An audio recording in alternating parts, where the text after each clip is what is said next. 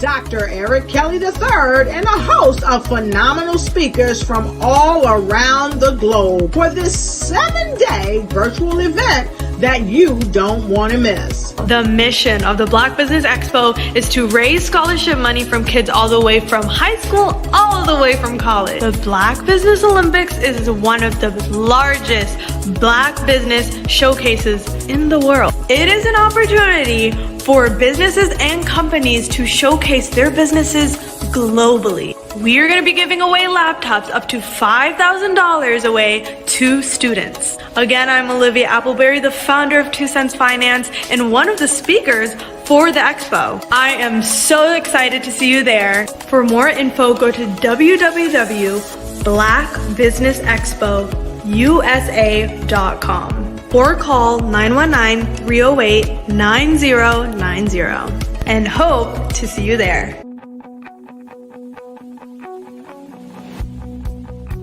I am Black Business. From the moment I wake until the time I sleep. Yes, I am Black Business. I am Black Business. Tell me, are you Black Business? I am Black Business. Do you support Black businesses? Listen, I support Black business because I am Black Business. Black Business Expo, one of the largest business showcases in the history of Black business in the world.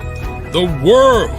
Sign up today at www.blackbusinessexpousa.com or call 919-308-9090. I am Black Business. I am Black Business. From the moment I wake until the time I sleep, I am Black Business. I am Black Business. Are you Black Business? I am Black Business. Do you support Black businesses? I support Black business because I am Black business. Black Business Expo, one of the largest business showcases in the history of Black America in North Carolina.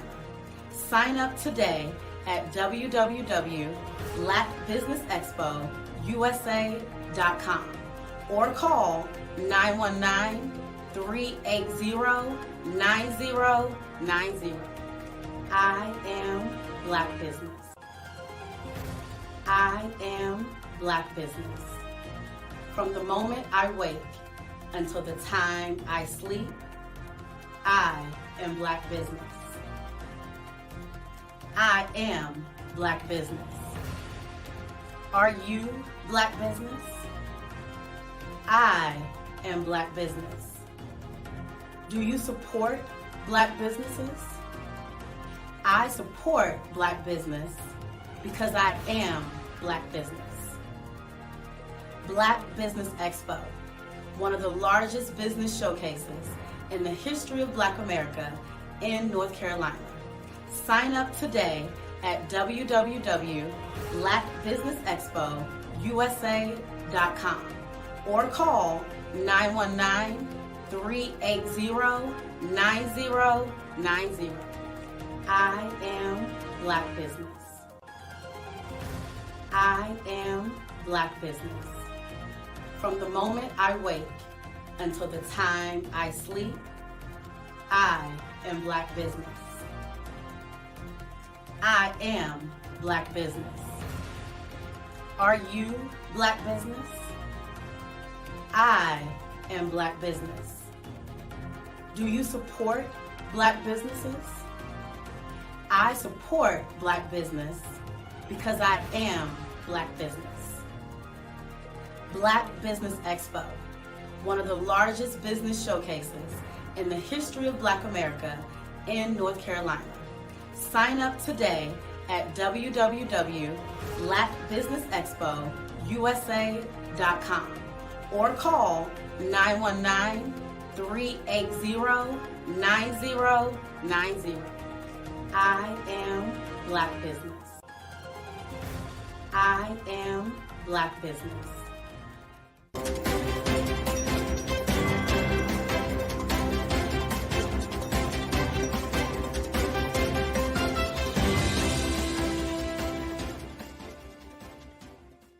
Over the past few years, we've seen the growth of existing and new initiatives focused on financial inclusion, building global networks, and reducing the wealth gap in response to the idea there's not enough seats at the table. Whether their outcomes are to increase the representation of Black executives on corporate boards, ensure an inclusive global economy, or to create new U.S. African commercial pathways, the strategies are often carried out by separate programs. The question is, should they be? With the continent of Africa being home to more than half of the world's fastest growing economies, the youngest workforce, over 400 companies generating more than $1 billion annually, 700 generating more than $500 million annually that are poised for growth, and being the destination of nearly $5 billion in venture capital in 2021. Diversifying U.S. and Africa commercial engagement by building bridges between African businesses and their U.S. diaspora should begin being seen as mutually beneficial. From helping to reduce Africa's enormous capital gap to catalyzing two-way trade opportunities, the COVID-19 global pandemic hopefully has taught us that global challenges and opportunities are more interconnected than we thought. During the pandemic, African companies like Unicorn Flutterwave, insurance provider Reliance Health, ride-hailing app Yasir, and 54 Gene, the continent's first bank of DNA on people of African descent, proved that when African companies have access to networks, capital, and information, they grow big, grow fast, and create solutions that are valuable to the world. This is why Be Direct was created. We are the first U.S.-based but African-centric board preparedness and board search company designed to connect U.S. Black talent and corporations to African businesses. Unique and fundamental to Be Direct's success is our process of helping board candidates adapt their experience and networks to an African context before they're connected to high-growth companies that are looking to locally and globally scale. From our focus groups with African business execs and government leaders, we don't ignore the sentiment that business is easy, but people are hard. Having a pool of board candidates with hard-to-access networks and extensive experience across the business life cycle, including successfully raising capital, is table stakes for an initiative like this. So yes, we have that. But corporate or entrepreneurial success in the U.S. does not guarantee success in Africa. Developed alongside industry partners on the continent, our training program, Be Direct Prep, is designed to transpose their experience to create cultural comfort, understanding, and a commitment to helping businesses in Africa scale. Our board governance sessions are African, continental, and country-specific, integrated with cultural awareness and dexterity training, masterclasses led by African industry execs, and mentoring and coaching from African continental-based facilitators. But even more unique to Be Direct Prep, we cap off our training program with an immersion trip to help candidates that have not been to Africa before see and feel Africa's complexity and opportunity from African soil. We all know traditional network-based board placement has historically left a lot of us out of ever really being in the paid board pipeline. Our strategy supports the work of many great organizations that are successfully filling seats at U.S. board tables by creating more tables for those that are still left on the sideline. It's time to start seeing the role and value of U.S. Black talent and businesses on the continent of Africa differently. Old perceptions and habits limit economic inclusion. Let's transition Black talent and the African businesses they will support from the periphery of the global economy to its core. Living in a global lockdown, we all know now how fast local and global economies can change, and see the value of having businesses that hire, strengthen local value chains, and even grow globally. Status quo in any form holds back progress. We must democratize U.S.-Africa commercial engagement by socially and economically connecting cultures that have long been disconnected. It's time for Africa's U.S. diaspora to redefine their global value by helping African businesses scale continentally and globally.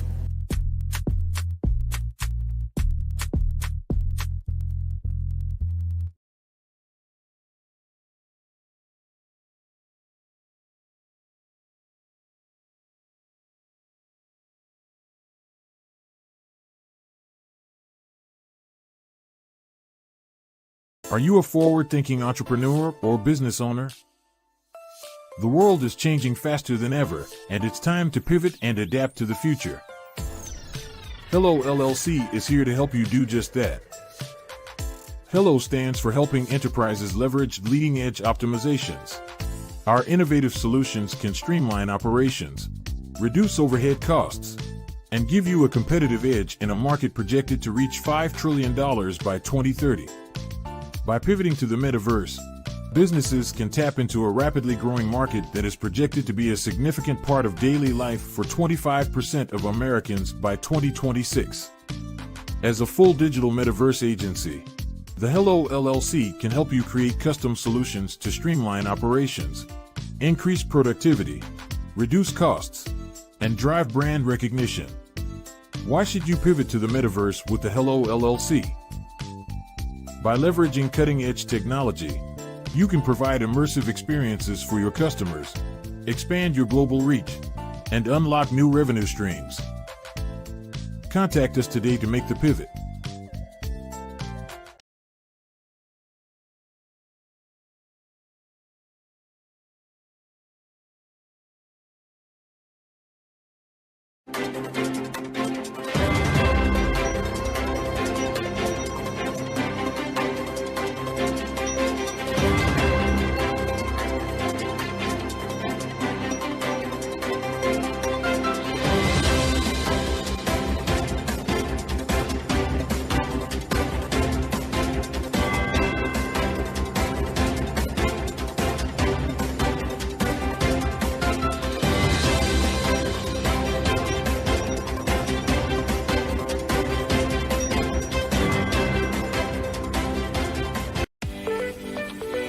You are in the right place at the right time. The Black Business Network opens again for its Black Business Olympics, a 24/7 broadcast on business, strategies, global branding, social media marketing, finance, advertisement, and much, much more. Featuring the top, most powerful entrepreneurs and speakers and thought leaders from all around the world as they gather together for this phenomenal event. Join the Black Business Network streaming live into the metaverse, STEM City USA, Black Multiverse, Pod TV, Roku, Hulu, iHeartRadio, Apple TV, YouTube, TikTok, Instagram, Google Podcasts, Facebook, LinkedIn, IBM TV, Spotify, and Twitch. Tune in today and be a part of this amazing movement. The Black Business Olympics welcomes you.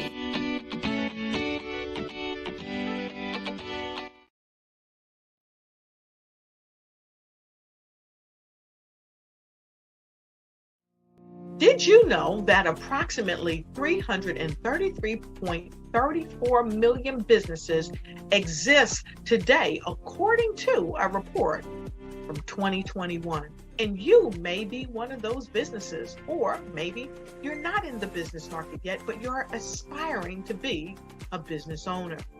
Well, guess what? You're in the right place at the right time. Because let's face it, everything is about timing and opportunity.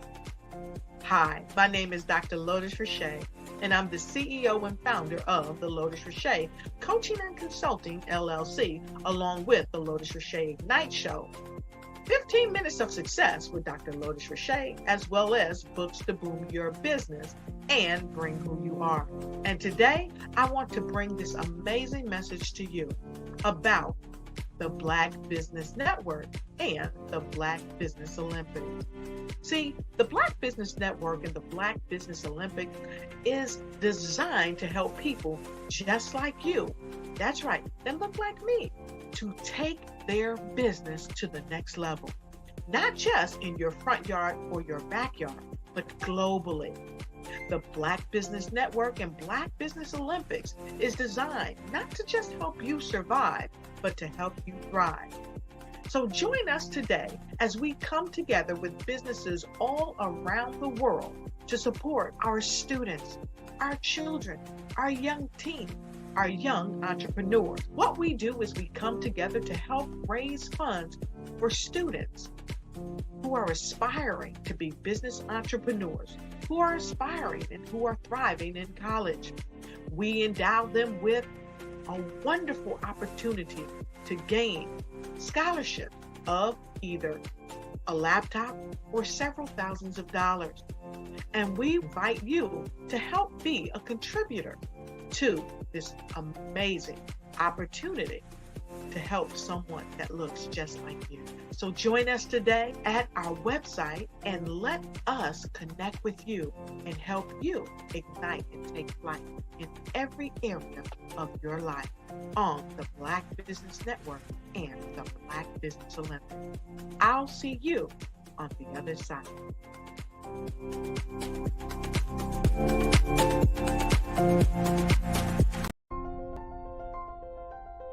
What if you could build your own city? A place where every child can find nurturing people to help them achieve their full potential. A place where every adult can access job training support. Where health education is abundant. Where social justice ruled the land. A place without limitations. Welcome. You have arrived at STEM City USA. It is what every city should be. A safe and trusted community where you find people and resources to help you become everything you are and beyond. STEM City is unlike anything you have ever experienced. It is a digital twin of the world around you, only better. STEM City is about energy and soul renewal. It is more than a digital world.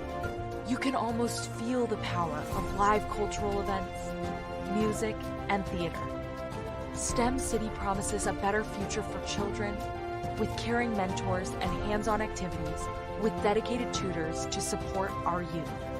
STEM City is your passport to a healthy lifestyle with weekly events addressing our community's many issues. STEM City is your financial well-being with helpful information on wealth management, career advancement, job training, and so much more. STEM City is the community you deserve. It is the city where your dreams can come true. STEM City USA, a place in the sky that is accessible to all who reach for the stars.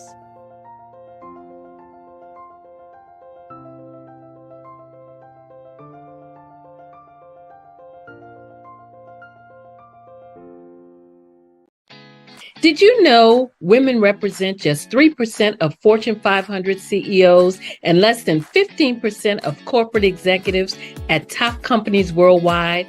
Have you wondered what the secrets are to getting into the top ranks, whether in the private or public sector? Do you want to figure out how to stop being held back in your career or passed over for promotion? Then you're in the right place. Hi, I'm Dr. Madeline Ann Lewis, President and CEO of the Executive Women's Success Institute. I have decades of experience in the military, the federal government, and corporate America, and my mission is to help women succeed and tap into their full potential. I want to reach 1 million plus women around the world to become the leaders they are meant to be.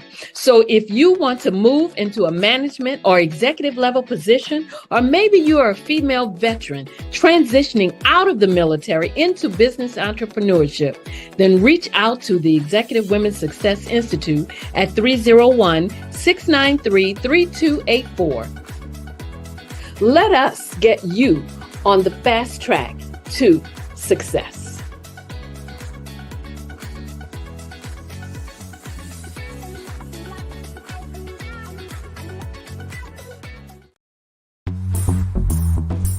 Attention all entrepreneurs and companies. Are you looking for reliable and efficient virtual assistants and back office support to help you manage your business tasks? Look no further than Superwoman Business Services. Our team of virtual assistants provides a full range of administrative support services, including operations management, social media marketing, and much more. We also offer website design services to help you create a professional online presence that reflects your unique brand. In addition to administrative support and website design, we offer business development and structuring services to help you grow your business and achieve your goals. We'll work closely with you to identify areas of improvement and develop a customized plan to help you reach your full potential. At Superwoman Business Services, we understand that running a business can be overwhelming and time-consuming. That's why we're here to help you fly high and achieve success. Our virtual assistants are highly skilled, experienced, and dedicated to providing you with the support you need to thrive. Come fly with us and take your business to new heights. Let us help you become the superhero entrepreneur you are meant to be.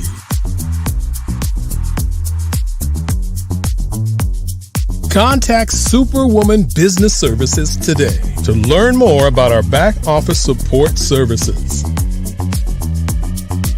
Come fly with us and take your business to new heights.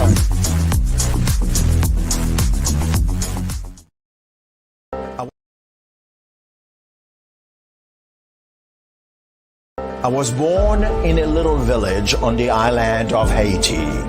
Many deadly diseases pounded me. It is as if they were on a mission to end my existence on this earth. I refused to give up.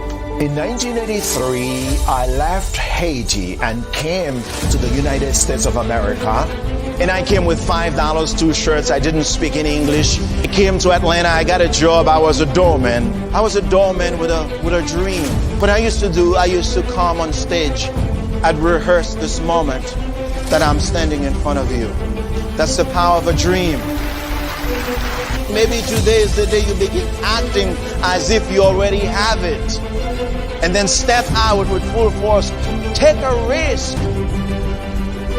No condition is permanent. Don't let your situation distract you. You are chosen. You are called. You are born for a purpose in this life.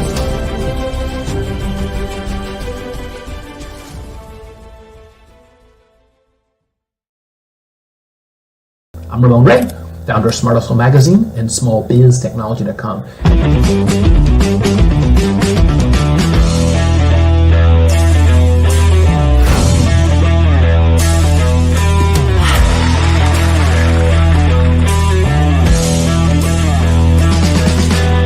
You're here today to celebrate small business success. Stand up on your feet. You rocked the house. It was amazing. Didn't we learn? For me, success comes from failure. One thing not to do is shake somebody's hand like this.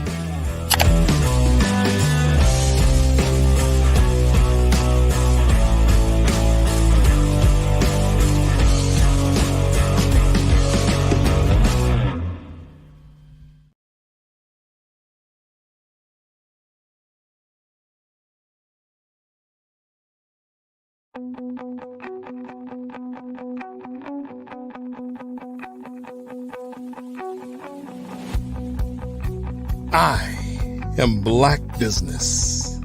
From the moment I wake until the time I sleep. Yes, I am Black Business.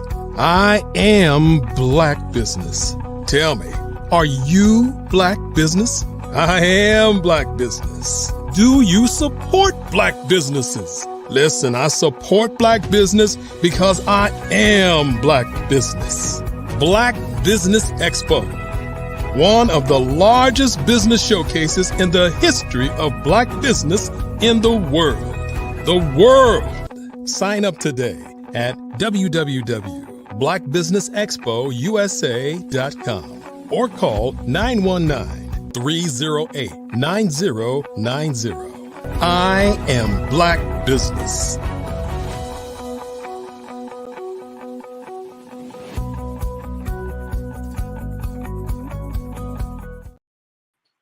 Good morning, good morning, good morning. This is the Black Business Olympics, the Black Business Expo, and I'm your moderator this morning, Grayson Marshall Jr.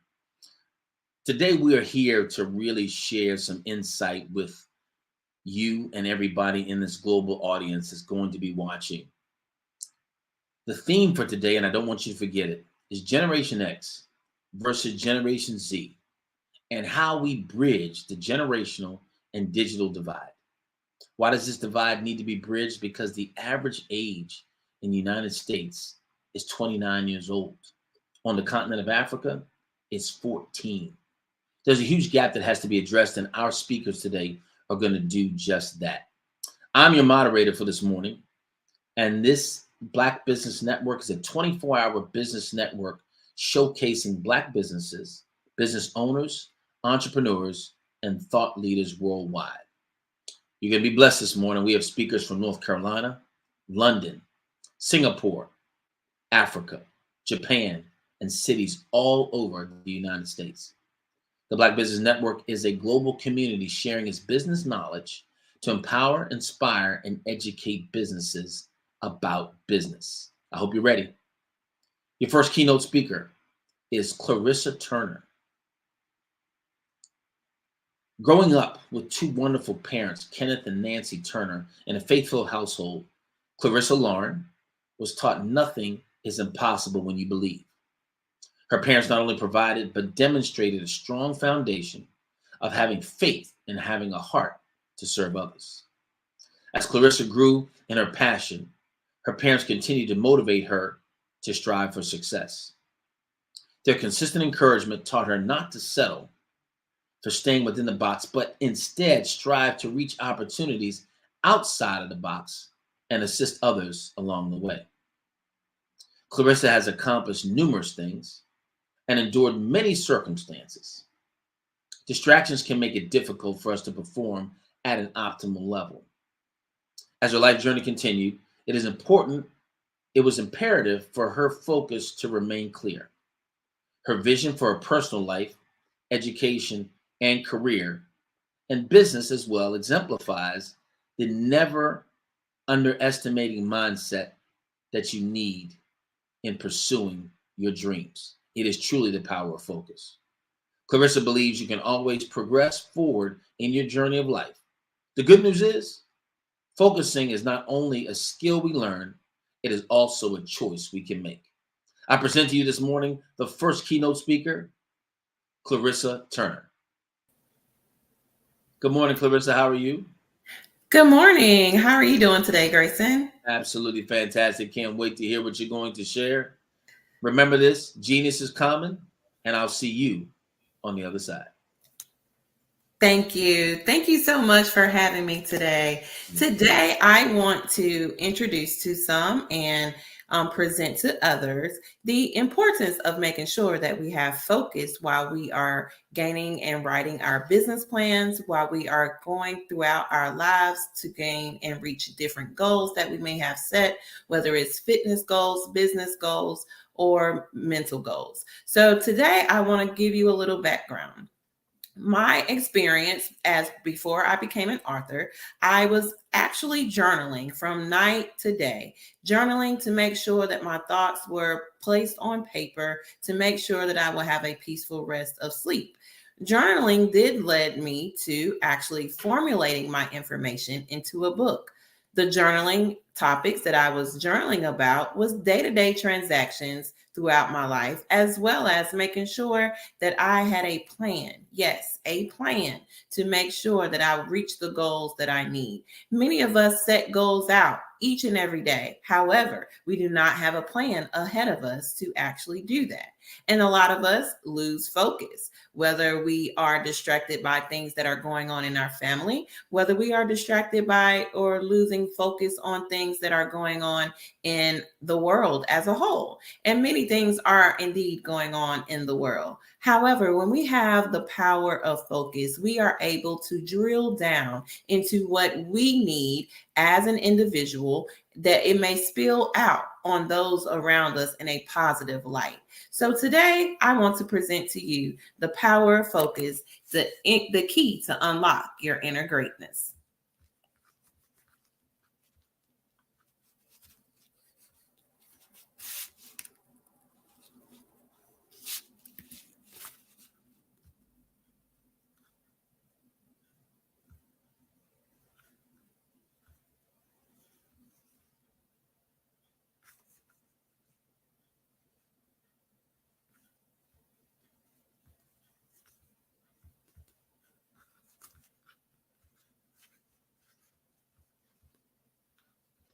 Hey there.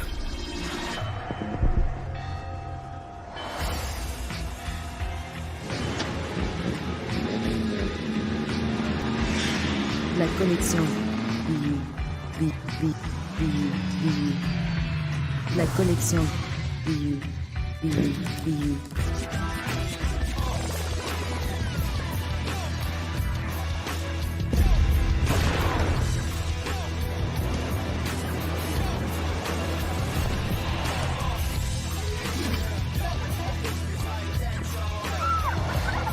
In a world obsessed with the cult of celebrity, I challenge you not to aspire to anyone else's greatness, but instead strive to reveal and ignite the greatness within you. Are you serious? I totally think that's it. Hey. No! Hey! To me, sexy is a man that knows who he is and what he wants.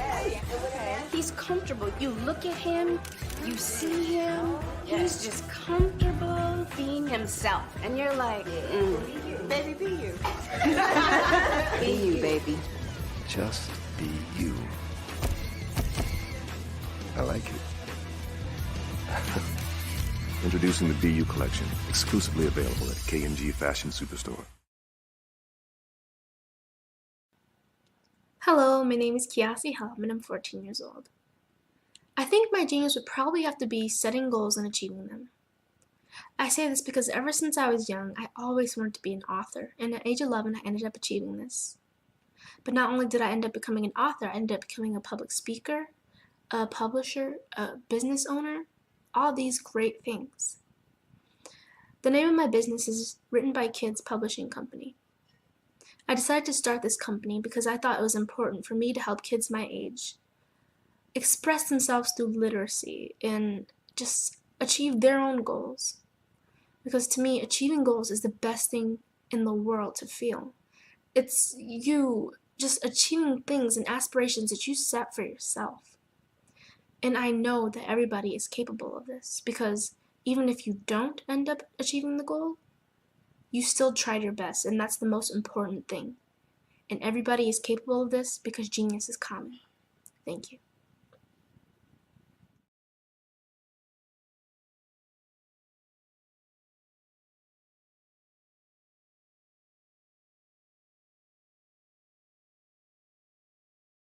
Yo, you are listening to Drill Down Live with your favorite celebrity brand strategist, Sharita Carthon, bringing you the hottest live interviews, tough business drill downs, and the latest brand strategies to help your company grow. Right here, every Tuesday at 7 p.m. Eastern Standard Time. Follow us on social media at Drill Down Live. Now, back to the show. Welcome back, everybody. Again, I am Grayson Marshall, and we are about to bring back Clarissa. So, Clarissa, you back with us? Very good. There we go. Let's try this again. Take it. I do apologize. It's always better the second time around. You go ahead and have that. I do apologize. Please forgive me.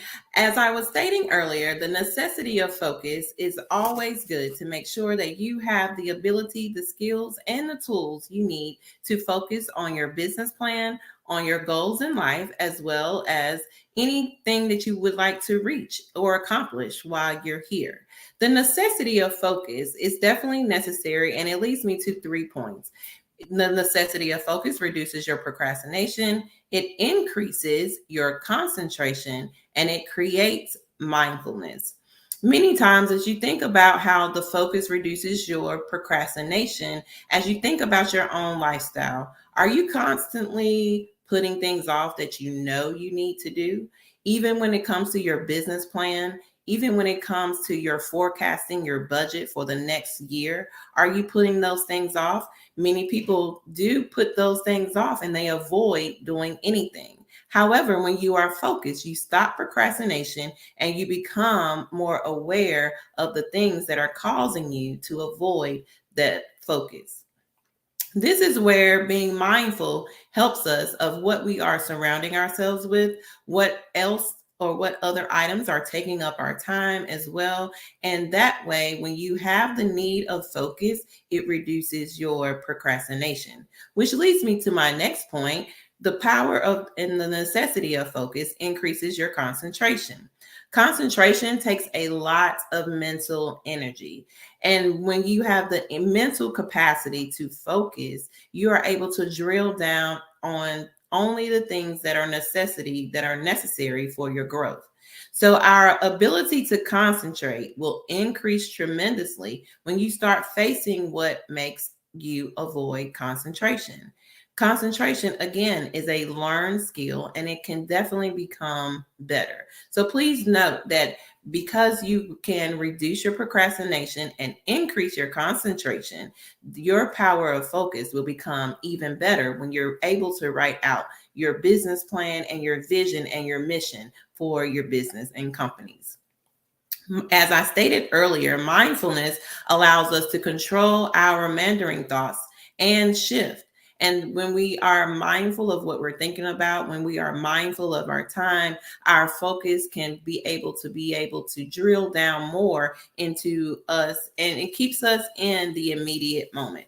So a question I have for you today, just to think about while you're thinking about those 3 points, are what type of procrastinator are you? Many of us are the procrastinator of fear of failure. Or maybe you're the type of procrastinator that is a perfectionist. Or are you a procrastinator who is easily enticed?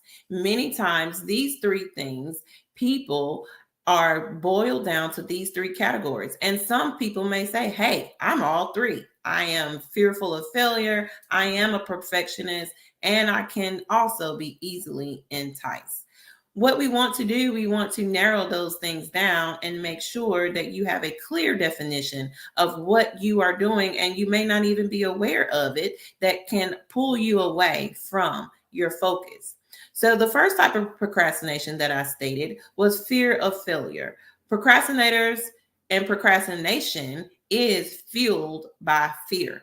Fear is a negative emotion, and we don't want fear to overcome our emotions when we are trying to have create our business plan for our businesses. When we are trying to network, we don't want to be fearful, afraid to go and talk to someone, or when we're trying to collaborate. We don't want fearfulness to overtake those type of tasks because we are fearful of failure. And that is a negative emotion, which also leads us to the procrastination. Highly successful people do learn from their mistakes instead of quitting. Quitting is also a negative thing of failure and fear. So we want to make sure that we don't quit, but we learn from our mistakes so we can gain our footing in achieving our business plan and accomplishing our goals. Usually, when people are afraid of fear of failure, it leads them to want to be a perfectionist. Perfectionist is okay to a degree. However, it also causes you to be reluctant to begin a task, right? So many people who are perfectionists want everything perfect before they actually begin their business plan, or they want everything perfect before they actually begin their process of even starting a business. And when we have that perfectionist attitude, many times, many people do not even begin the business. How many people do you know have that business still sitting on the shelf, or have that business just still in their mind because they want everything perfect, or they have a fear of failure, which is both are forms of procrastination. And lastly, procrastination also pulls you away because you're easily enticed. Easily enticed basically means that you can become easily distracted. Many times people are ready to be pulled away from social media, Twitter. We have all of these things out here that can be easily distracted. People are distracted when they're driving. People are distracted when they're walking. How many people have you walked past that their heads are down on the phone, not paying attention? And so you can also be easily enticed when it comes to your business. When you're pulling that laptop up and you know you need to start on your mission and your vision for your business, and then all of these notifications pop up, which delays your process of working on your mission and vision, you become easily enticed. And what we want to do, we want to make sure that those things are not a priority in our life. We want to make sure that turning those things off, no longer being the procrastinator, it leads us to how well do we manage our time. So think about when you are managing your time on a day-to-day basis. If you can scale your time on a scale from 1 to 5, how well do you manage your time? Do you have time enough to do the things that you do? Do you manage your time well? Or do you feel like my management of time needs to become better? Many times people are procrastinating, which leads to not good management of your time. And staying focused and thinking about these things helps us to make sure that our time is managed well, also to become focused on the things that we need to complete. So when we are concentrating on our time management, a lot of times we have to make sure that even when problems come up, whether you hit a wall for applying for a loan, we still want to stay concentrating and focused on our goal at hand. A lot of times people do want to give up because they received that first no, but sometimes that no is just our step back to go back and refocus our vision again, refocus our plan again. And we want to make sure that we are concentrating on those things. A lot of times people want to make sure that their decisions, did I make the right decision? I should have made the right decision. I'm not sure I made the right decision.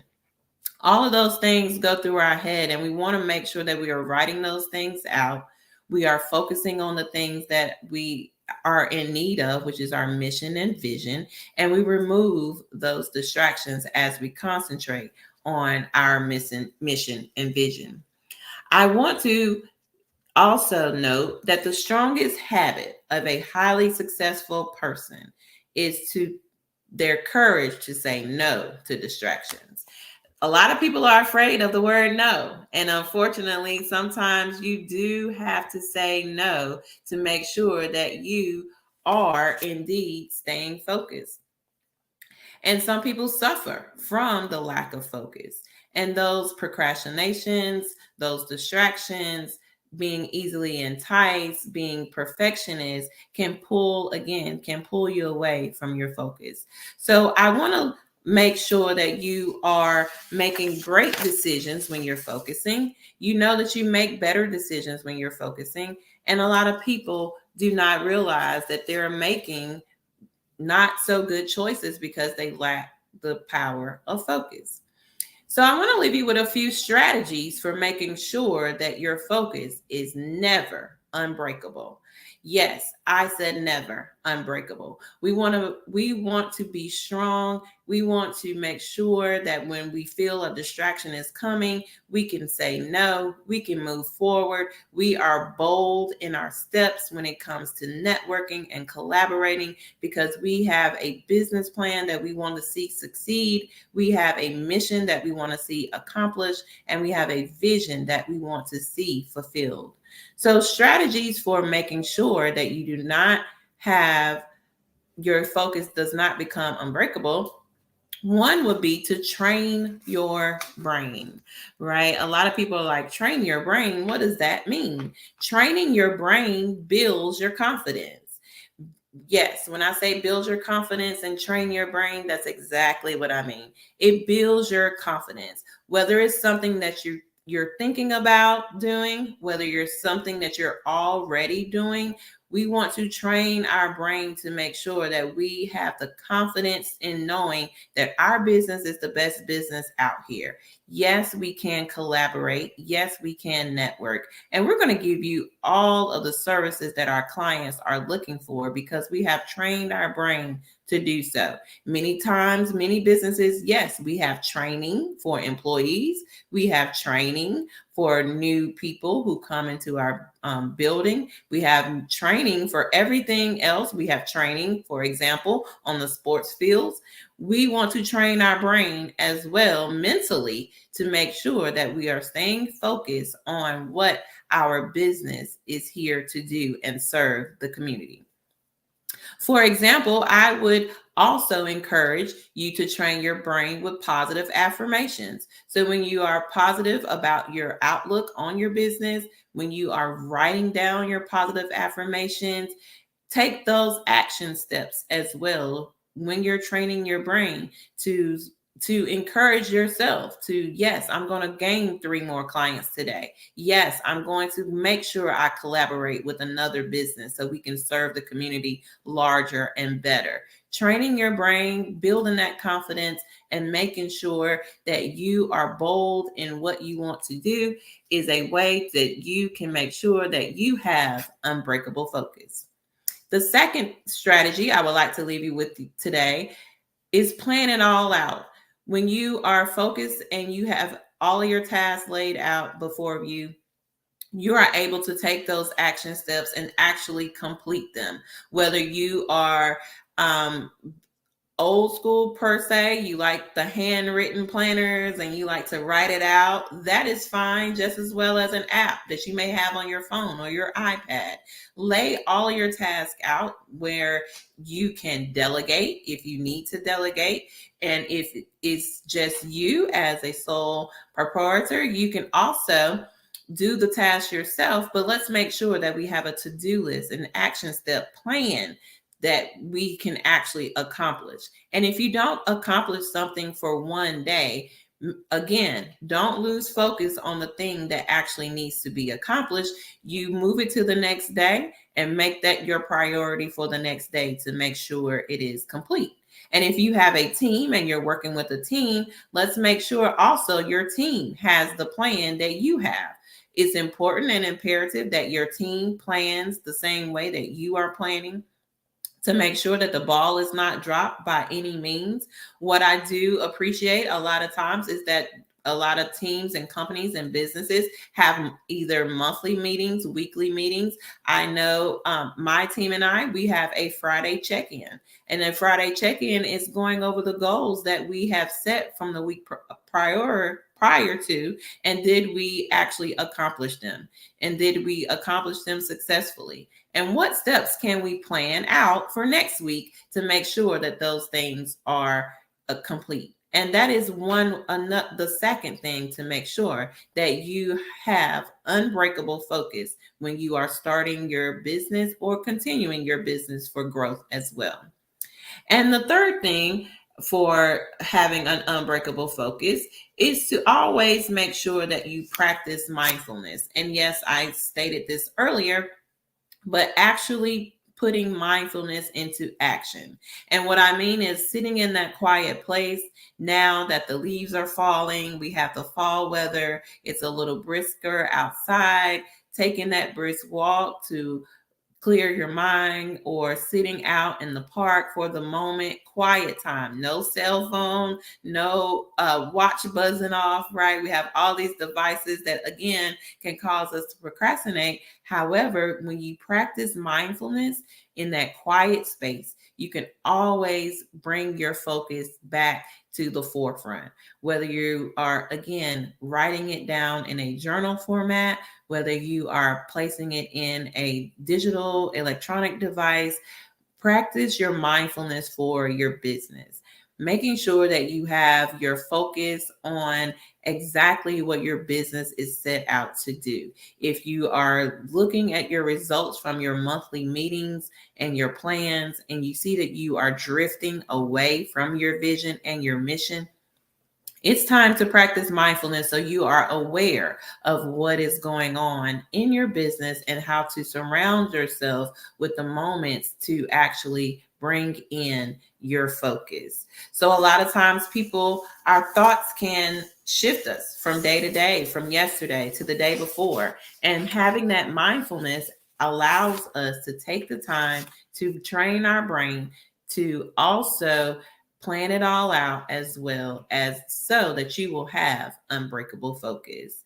And as we know that all of the steps that I left today for you to have an unbreakable focus, it brings the positive energy into not only yourself, into your mind, into the people around you as well. We are the shining light of our business. We are the brand of our business. And if we see you out and about, are you reflecting the mission and vision of your business? And you can honestly say yes or no.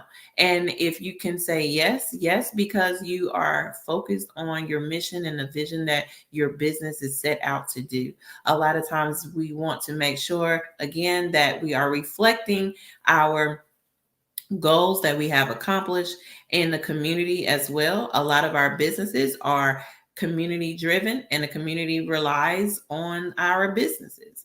And we are a reflection of what the business always entails. So when we are drilled down into the power of focus and we have the key to unlock the inner greatness within us, ourselves, it will also flow into our businesses as well. And as I close, I want you to remember that many of us are focusing less when we should be focusing better. Yes, I'll say that again. Many of us are focusing less when we should be focusing better. For example, we have professional football teams. This is that season now. A lot of people are watching all the time. However, they are training their bodies throughout the season. Even in the off season, they are developing their skills. They are becoming better at their focus, and they make sure that they grow as a habit. Their focusing becomes a habit.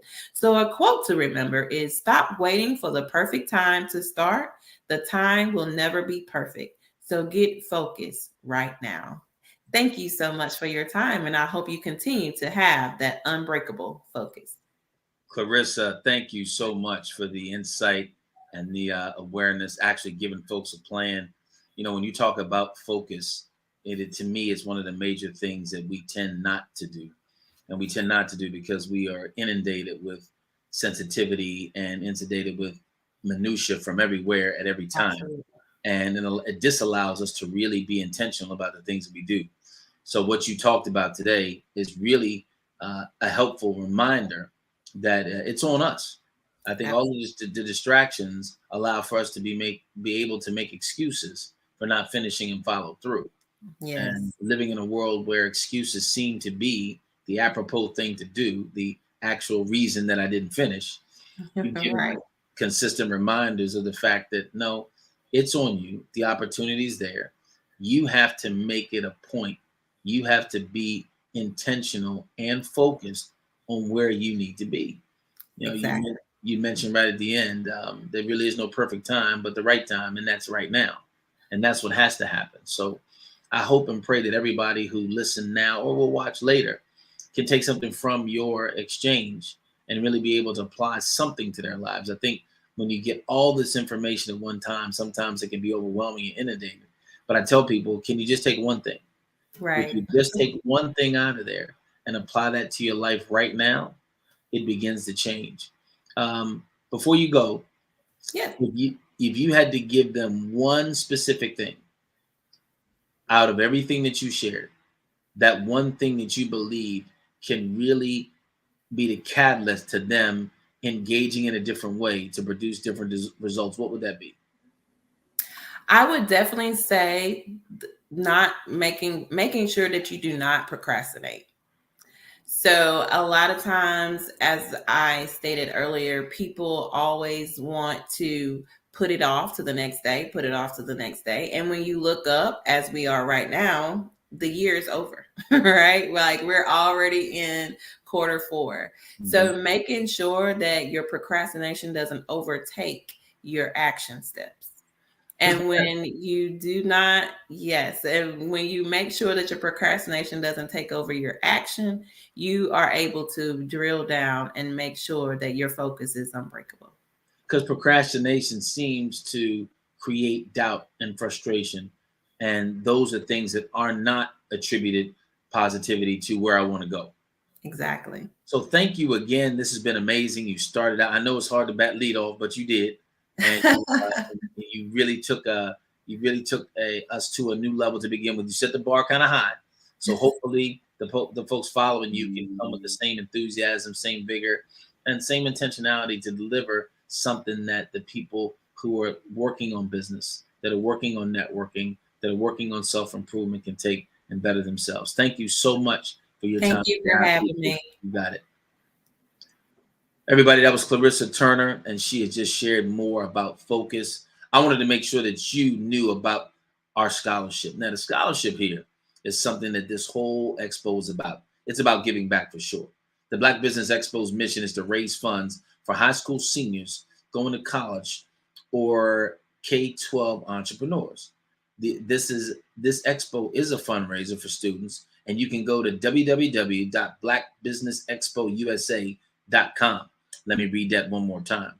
www.blackbusinessexpousa.com to donate to the scholarship fund, or you can use Cash App. That's on the screen below. And it says $ B as in boy, X, USA.com. Make sure that you take the time out to do that. Our goal, and we always have to have one, is to give laptops and up to $5,000 to 10 students. Students can register online at www.blackbusinessexpousa.com to be a recipient. So you can go to that same website to donate, and you can also go to that same website to put yourself in position to be a recipient. Now, we can't do this thing without some amazing, amazing sponsors. And the sponsors for this event are as follows: NC100, Moody Capital Partners, Suede Soul, Lotus Ritchie Coaching and Training, Carolina, Virginia Minority Supplier Development Council, Step Management, Barbara H. Smith, LLC, Margie McLean Foundation, Genius is Common, Earth Essentials, Mullane Shawnee Global, Executive Women's Success Institute, The Quality Coaching Company, Superwoman Business Services, Creative Force Studios, Lee Entertainment, Artistic App Design, and the Black Business Expo USA. Genius is Common. I'll see you on the other side.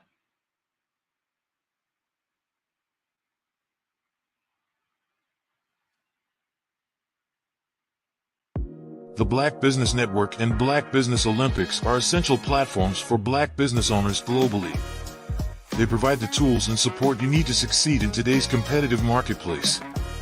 Join us today as we collaborate together with businesses from around the world to support our children, students, and young future entrepreneurs, Black businesses and corporations. We raise funds for students going to college and young entrepreneurs who are aspiring to be business owners, and we invite you to be a contributor today. Visit the website www.blackbusinessexpousa.com to connect with and learn more about how the Black Business Network and Black Business Olympics can help you not only share your amazing business story to businesses, but also serve future generations. Hello, my name is David Jones, CEO and co-founder of the Hello LLC, where we help businesses build a culture, brand and experience, and leverage technology to pivot into Web3.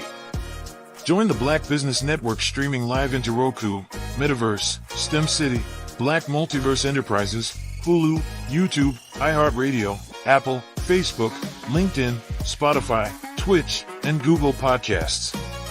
Tune in, turn on, and let's thrive.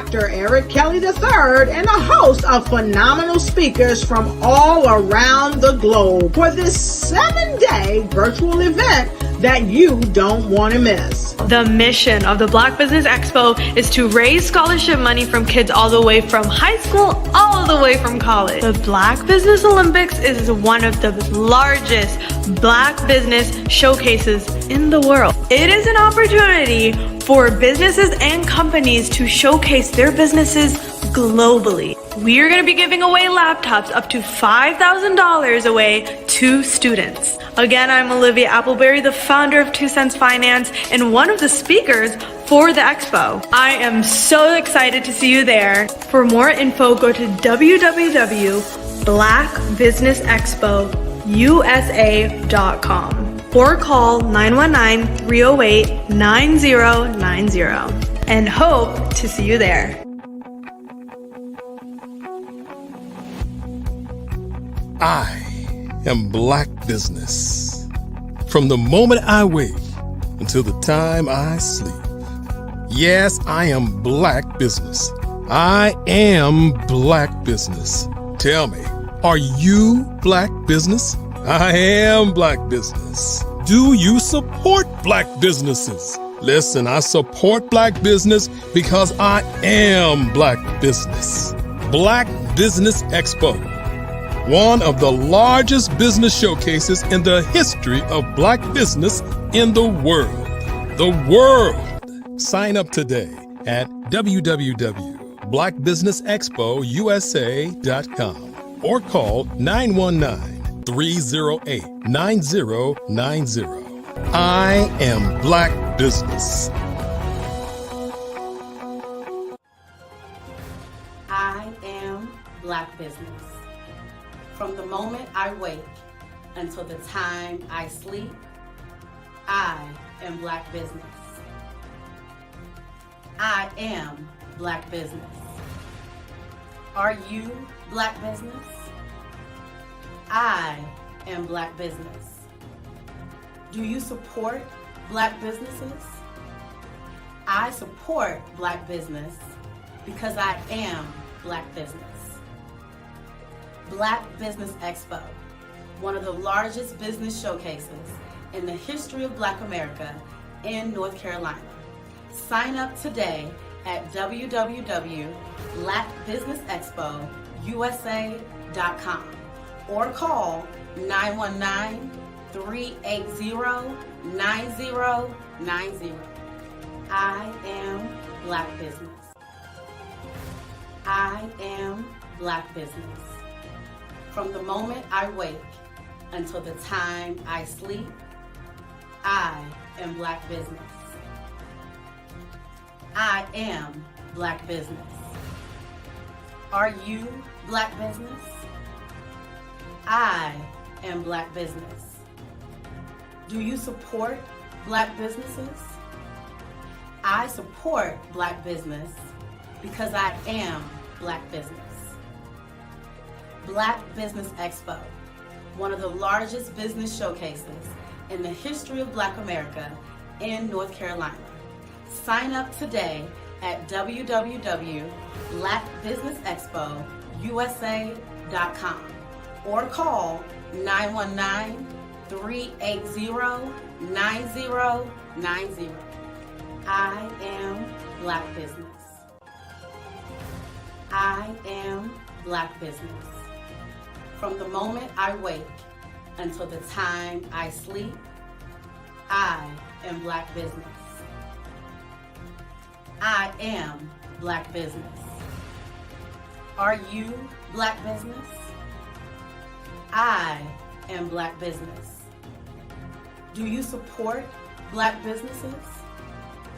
I support Black business because I am Black business. Black Business Expo, one of the largest business showcases in the history of Black America in North Carolina. Sign up today at www.blackbusinessexpousa.com or call 919-380-9090. I am Black Business. I am Black Business.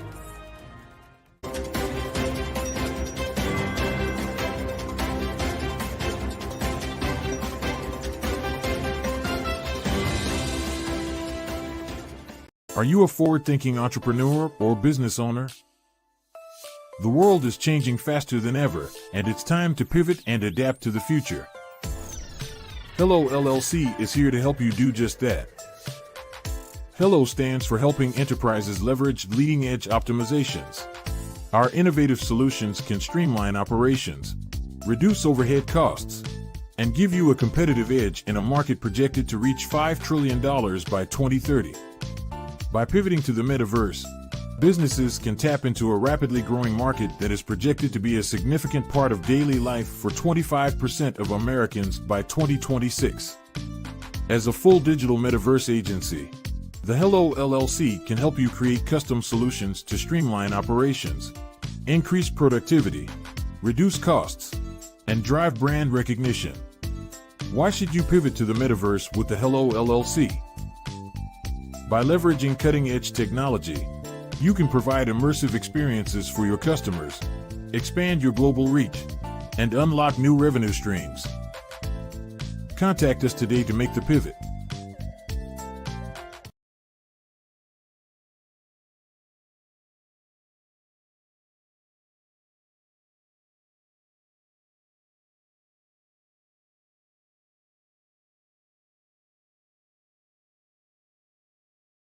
I am from Washington, D.C., but I was raised in Durham, North Carolina. I came to Durham when I was about 5 or 6, and then I traveled back and forth to D.C. because it's where my people are from. One of the unique things about my family is my mother, she's also an artist. She does quilting, and she does a lot of artistic things, and then my son, he draws with both hands, his right hand and his left hand, like I do. So that's kind of a family trait. And then my other son, he's a videographer, and my daughter, she works, she's a regional vice president for Sunglasses. When you start out drawing and sketching, you want to continue to explore, you know, each avenue. I do pastels, I do pen and ink, I do painting, I do acrylics. I haven't done oils yet. But I try to do all facets of art. What I say to a lot of times to people is, you know, you can't put yourself in a box when you're an artist. You have to explore. And over the course of my life, I've tried to explore different mediums. I also do sculpture as well. I choose my subjects by the intensity that they have in their faces, or the intensity that somebody is moving, because I do more than portrait drawings. I also do I do abstract, and then I do figurative drawing also. Well, what happened in this particular show is that I started out trying to come up with something that would be a little bit different than what everybody else is doing. So I was working on a Barack Obama show, and they wanted me to do some paintings of Barack. And so what I did was, because of the deadlines, I kind of did it kind of fast. And then I realized when I was doing it fast, I enjoyed it. And so then I started doing other pieces the same way, and I started to enjoy those pieces also. And so I came up with this particular style. And it's a style of lines and colors. And what's interesting is that when I was in college, I did a show called Lines, Colors, and I talked about the boldness of the blacks, the hotness of the whites, and this is how this has come about, you know, later on in my life. And the colors comes from a lot of the entertainers that I work with, where they wear different colors. They don't wear, you know, your plain reds or your whites. They wear different colors, and so that's also another piece of what's giving me the colors. The subtitle of this show is Faces That Speak Life. That's real critical. Faces that speak life. Each one of these pieces is a life source and a life energy that's being put on display for people that are looking at it. You know, I always say in terms of my art, it's not important that I draw them. It's important what you get out of what I draw. You know, I don't try to just draw it because you like it. People wanted me to do prints. I didn't do prints. You know, people asked me to do different people, but the people that I choose are people that make a difference in the lives of people in the world. So the human landscape idea was, again, as I say, the lines represent your emotions, it represents your ideas, and it represents your journey as a human being. And that's why you get the different pieces and the different looks. And as you notice, I try not to do one look that looks alike another look. And that's what's the most important part of this show.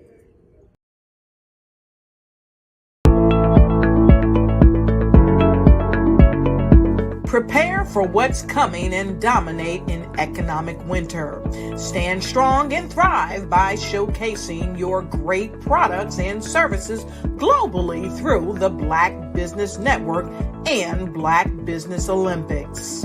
The Black Business Network has showcased over 2,000 companies with over $7 billion in sales each year. Over 10 million attendees have viewed the rebroadcast each month. Through the Black Business Olympics, unique styles of business training and mentoring are turning students into business owners and entrepreneurial warriors who will dominate in any economy. Gain the ultimate advantage of the Black Business Olympics, 7 days of unbelievable topics and speakers speaking around the globe. Donate your time and experience to provide expertise and scholarships to students worldwide and change the world. Now, more than ever, new insights, tools, strategies, and capabilities are needed. This is your chance for a major presentation to the world. Fill out the form and join the more than 2,000 speakers who have presented to over 200 countries. Join the Black Business Network streaming live into the Metaverse, STEM City, Black Multiverse Enterprises, Hulu, Amazon, YouTube, iHeartRadio, Apple, Facebook, LinkedIn, Pod TV, IBM TV, Spotify, and Google Podcasts. Sign up today. Spaces are limited, and we will see you there.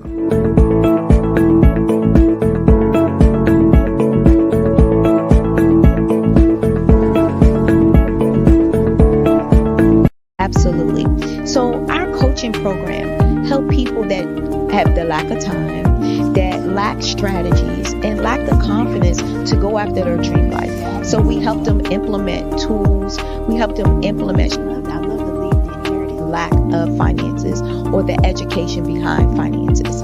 But it wasn't until I lost my firstborn, my only son, that life changed for me. And where I was going after it all, living the corporate life, hit my 6-figure income, and living in my dream house with my dream man, driving my dream car. Wow. I nearly lost it all when I lost my son. And so I realized it only takes one financial catastrophe that can change your entire life. That's what made me start All New Beginnings. Because no matter what's going on in life, there's a new beginning. And because of that, we develop a program called Wise Minded. My little slogan is, don't just dream it, let's live it. If they want to connect with you or work with you, what is the best ways for them to be able to do that? Well, for my social media guru, you can connect with me on every single social media platform as Tanya T. Rose.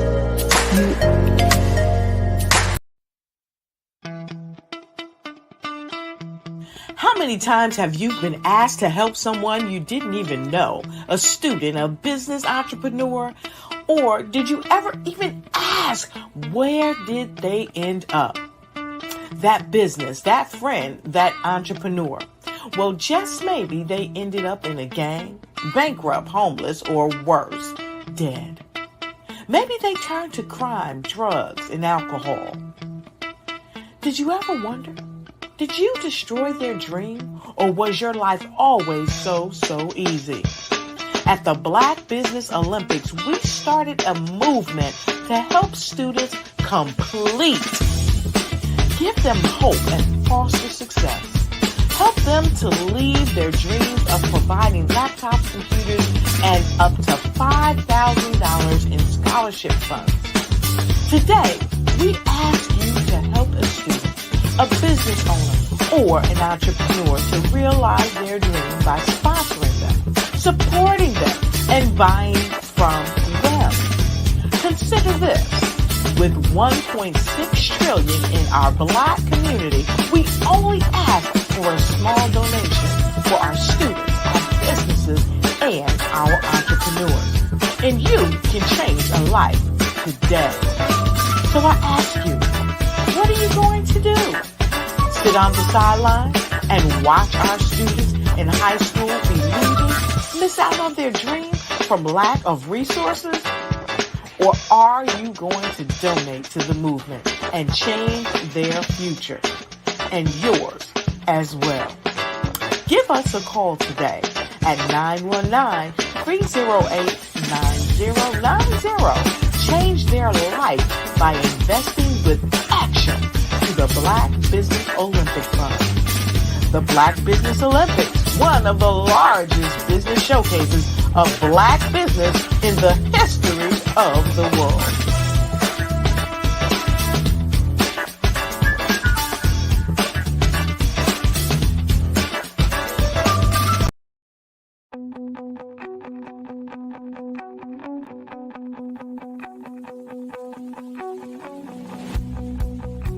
I am Black Business. From the moment I wake until the time I sleep. Yes, I am Black Business. I am Black Business. Tell me, are you Black Business? I am Black Business. Do you support Black businesses? Listen, I support Black business because I am Black Business. Black Business Expo, one of the largest business showcases in the history of Black business in the world. The world! Sign up today at www.blackbusinessexpousa.com or call 919-308-9090. I am Black Business.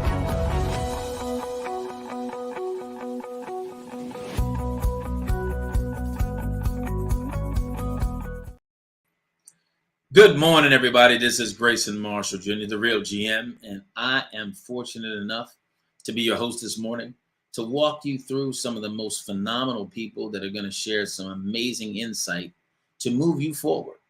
This is the Black Business Network, and it's a 24-hour business network, and it's always showcasing Black businesses, business owners, entrepreneurs, and thought leaders worldwide. We're fortunate enough today to have speakers from across the globe: North Carolina, London, Singapore, Africa, Japan, and cities all over the United States. This segment, this morning segment, I think, or maybe the whole entire day, the theme is Generation X versus Generation Z and how we bridge the generational and digital divide. Why is this necessary? Because when you look at the growing economies and the growing countries, it's significant the age of the average person. The age of the average person in Africa is 29 years, the age of the average African is 29 years old. In Europe, 27. Brazil, 28. Australia, 27. Let's really think about how important this is to bring the old generation and new generation together and communicate, because the communication style is different. It's this digital communication that's keeping a level of separation. And this morning, all of the folks that are going to be here sharing with you are going to address that at some level. We just had Clarissa on talking about focus and why it's so important, because in order for us to create this bridge, it's got to be intentional. We've got to have a reason and know what to do. And this next speaker is no different. The next speaker is Wade Randolph. Wade Randolph, the CEO of Randolph Unlimited, specializes in leadership, teamwork, communication, and motivation. He's the author of the book, Stay Strong Through the Strong and Leadership 911. Additionally, he's a co-author of the #1 best-selling book on Amazon today, titled World-Class Speaking in Action. Mr. Randolph is unlike other speakers and trainers because his expertise is derived not only from in-depth study, but also from real-life business experience. For the past 17 years, Mr. Wade Randolph has traveled nationally and internationally, speaking to business audiences on the best practices in leadership, teamwork, communications, motivation, and neurolinguistics, NLP. Additionally, Wade constantly shares new strategies for improving performance and productivity in the workplace. One of the highlights of his speaking career was giving the live presentation at Westminster Hall in London, England. Wade Randolph is dedicated to motivating and training today's business professionals to be achievers, leaders, and history makers. He often tells his audience his goal is to help them grow more, achieve more, and be more. Wade believes people can do almost anything if you help them improve their mindset, skill set, and strategy. I present to you Wade Randolph. Mr. Randolph, you are muted. I need you to unmute.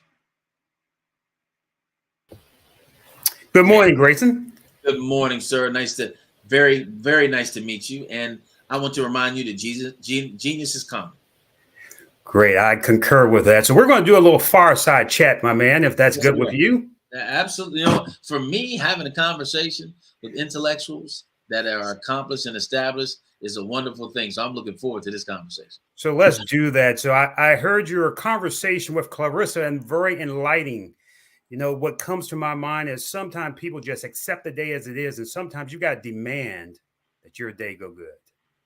Absolutely. And I think that when you're looking at that as a need and necessity, because we've been given complacency as an alternative drug that we don't mind being sedatively addicted to, we have to make some significant changes. And you are going to be sharing some of that today, because intentionality, purpose, and meaningful approach is got to be a part of what you and everyone else on this platform today is going to be sharing with people. Exactly. So, sir, I'll leave it to you. I'll follow your lead based upon whatever questions you have as far as what the audience needs. Absolutely. Well, let's start with this. You are an authority in leadership. You're an authority in the success in the business world.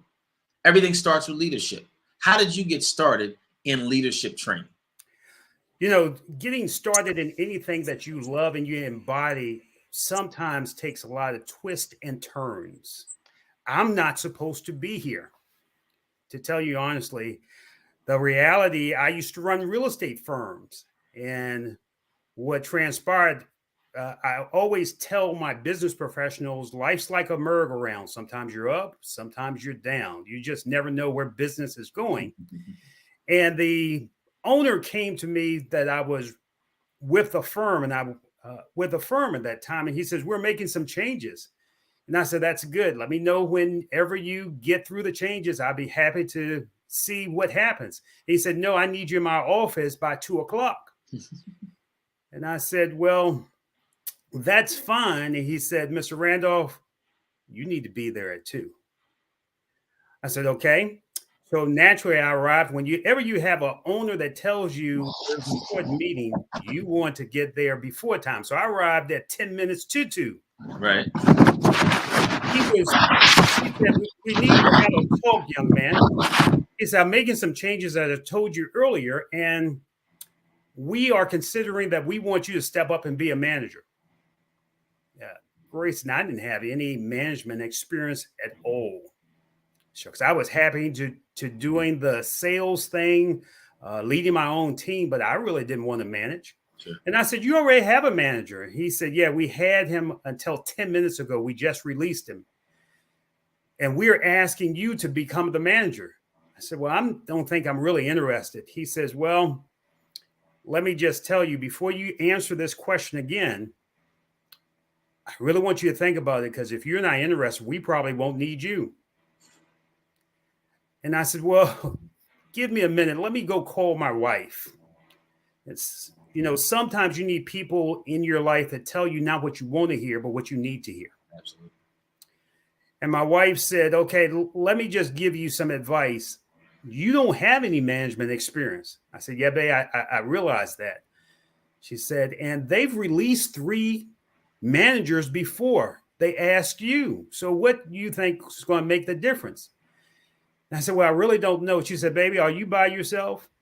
I said, yeah. She said, pull the phone real close. She said, if you take this job, you've got to become the best manager that they ever had. More than anything, they don't need a manager. They need somebody to lead them. Mm-hmm. But you make a decision right now before you go back in that office if you're going to be the best manager or better yet, the best leader that they've ever had. Grayson, I took that position. And realistically, before I left it, I brought that company from probably number 5 in my area to being number 2 before they sold it. You see, sometimes you've got to be willing to go through being uncomfortable in order to find your true message, your true ability, and the true essence of what you can do. As you said earlier, sometimes we get too comfortable being comfortable. Mm-hmm. That's exactly. I found over the years that it becomes a sedative that we literally become addicted to. And you made a different differentiation there that I want to delve into a little bit deeper. Sure. They wanted to hire you to be a manager, but your wife told you that you need to be a leader. Yes. And I think oftentimes people confuse those two, even though they can both have similar responsibilities. There's a significant difference between someone who's leading and someone who's managing. Can you delve into what that difference is? Because I think a lot of people have the misconception that if they're managing, they're leading. Sure. They're truthfully two different, very different approaches and very different applications. Sure. So let's talk about leadership real quick, and then I'll give a definition of management. I always tell my audiences that leadership, I define it, and one of the best definitions I've ever heard is from by a president, John Quincy Adams. Now, most of us don't even remember Adams was a president of the United States. Yes, I want to say from memory, the sixth president. Mm-hmm. But here's what he said that enlightened me. He said, if I can help a man do more, achieve more, become more, then you are a leader. So here's the question we have to ask. Who are you helping, regardless of what profession you're in, regardless of what business you're in? Who are you helping become more? Who are you helping achieve more? Who are you helping in your environment to dream more? Because right now, more than ever before, people are looking to become more than they are and to dream more, to achieve more. Who are you helping expanding beyond their limitations to become the best individual that they can be? Mm-hmm. You see, let's not get it twisted. Management is handling the resources that we have. Mm-hmm. But as you alluded to, in order to grow, in order to have a business, in order to have a thriving business, and anybody that goes in business wants to have a thriving business, you better be willing to break out of that box and say, how do I break out of the limitations and make myself stand out to be the best leader instead of managing or manager that I can be? I think people oftentimes, relate leadership and management to title. And I think oftentimes they think that if I have a title that requires submission or subjection to my authority, then I am a leader. And I think that's a true misconception when it comes to it, this whole dynamic of management and leadership. And I think we have a world of people that are just managers. And they're, as you said, they are making sure the resources that have been invested provide some sort of return. But leadership truly is you interfering in the lives of other people to get them where they say they want to go. And that's a completely different approach. Grayson, often I'm the guy that when you are having problems within your company, then I'm the guy that they call. Right. And the reality, often I've been into companies, and whenever I go into, I'm the solution guy. I don't want to hear about the problems. I'm always looking for what's the solution, what's the challenge, and what's the hurdle that we have to overcome. And I've been into certain companies. I'll give you an example. Some years ago, I went into a environment that was for the state. Whenever you go into an environment or organization that's for the state is always very interesting. So I always like to interview the CEO or the head manager. And I interviewed this gentleman, and he says, well, the problem is not with me. The problem is with my staff. They just don't understand what I need to achieve. And I said, well, what's your mission? You see, any leader that we talk about must have a mission. Absolutely. Everybody must buy into the mission. And I asked, he said, well, we got a mission, but I said, do your people know it? It's okay if you know it, but do your people know it? He said, well, I'm not sure. So naturally, I went in and I talked with his people. And his people said one thing that I hope no organization would say. They said, I hate him. Yeah. See that reaction you just gave? Hate is a strong word. Very, very strong. Very strong word. And that's the word that breaks down. That's the word that keeps barriers up and creates prisons in any environment. Absolutely. So the reality, I said, here's the problem. We're not communicating on the same level. We have stopped communicating and we've stopped understanding each other. There's a quote that says, seek to understand instead of being understood. And it's very important, as you had stated earlier, people must learn, regardless of what you come from, Generation X or Generation Z, we've got to go back to communicating. So I brought them together and I said, here's what I think we need to do. Let's interview each other and let's ask each other, how is it that we can get better and how is it that we can come together? When I did that, the CEO at that time says, I just want the best for my people. And even though they don't understand me and my methods, I just want to raise them up. When he said that, the whole room went quiet and we broke through the prison and the limitations that those people for the next 3 years worked as a great unity to become a better organization. Awesome. Here's the point. How are you communicating with the people around you? How are you? And I want any business owner to really write this word down. How do you show the people around you that you care about them? You see, a leader must care about his people and not so much about the dollar. Because if your people know that you care about them, then they will uphold the mission. And from the mission, the money will come. How do you care about your people? That's absolutely phenomenal. I've always shared money should never lead, it should always follow. You talked about communication, and I think a way that most people today don't communicate, they talk. And that's part of the problem. Communication is a two-way street. But in your book, How to Lead During Times of Change, Challenge, and Chaos, in this world that we're living in right now, those 3 C's are more evident and obvious than ever before. Sure. And we are in search of, I believe, as a group of people, we're looking for leaders, not people with titles, not elected officials.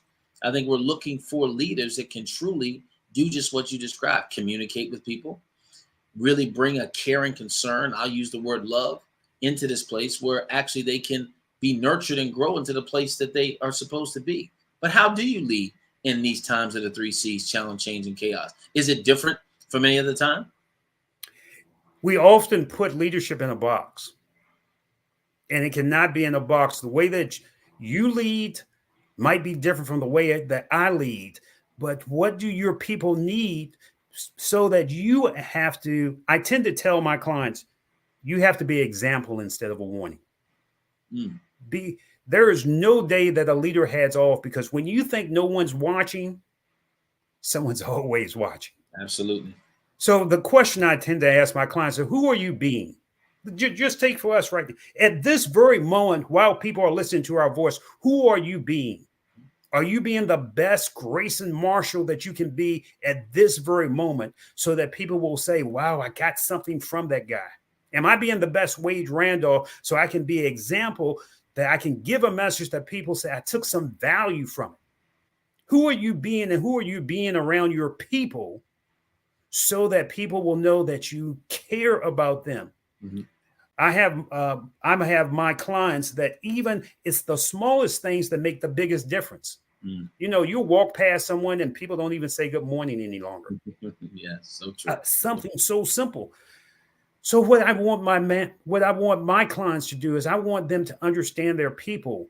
They say that people are the same. No, that's wrong. People are different, and you've got to start to understand them. So one simple thing that we do is I have my owners go back, and anyone that they meet within their staff, they will stop and say, "Good morning, how are you doing? Tell me a little bit about you and tell me a little bit about your day." Because I want them to get to know not the worker, I want them to get to know the individual. When you get to know the individual and the person knows that you care about them, then you've got a different dynamic. It sets a different environment, and leadership is just that. It creates an environment. And we've had leaders on all perspectives and spectrums.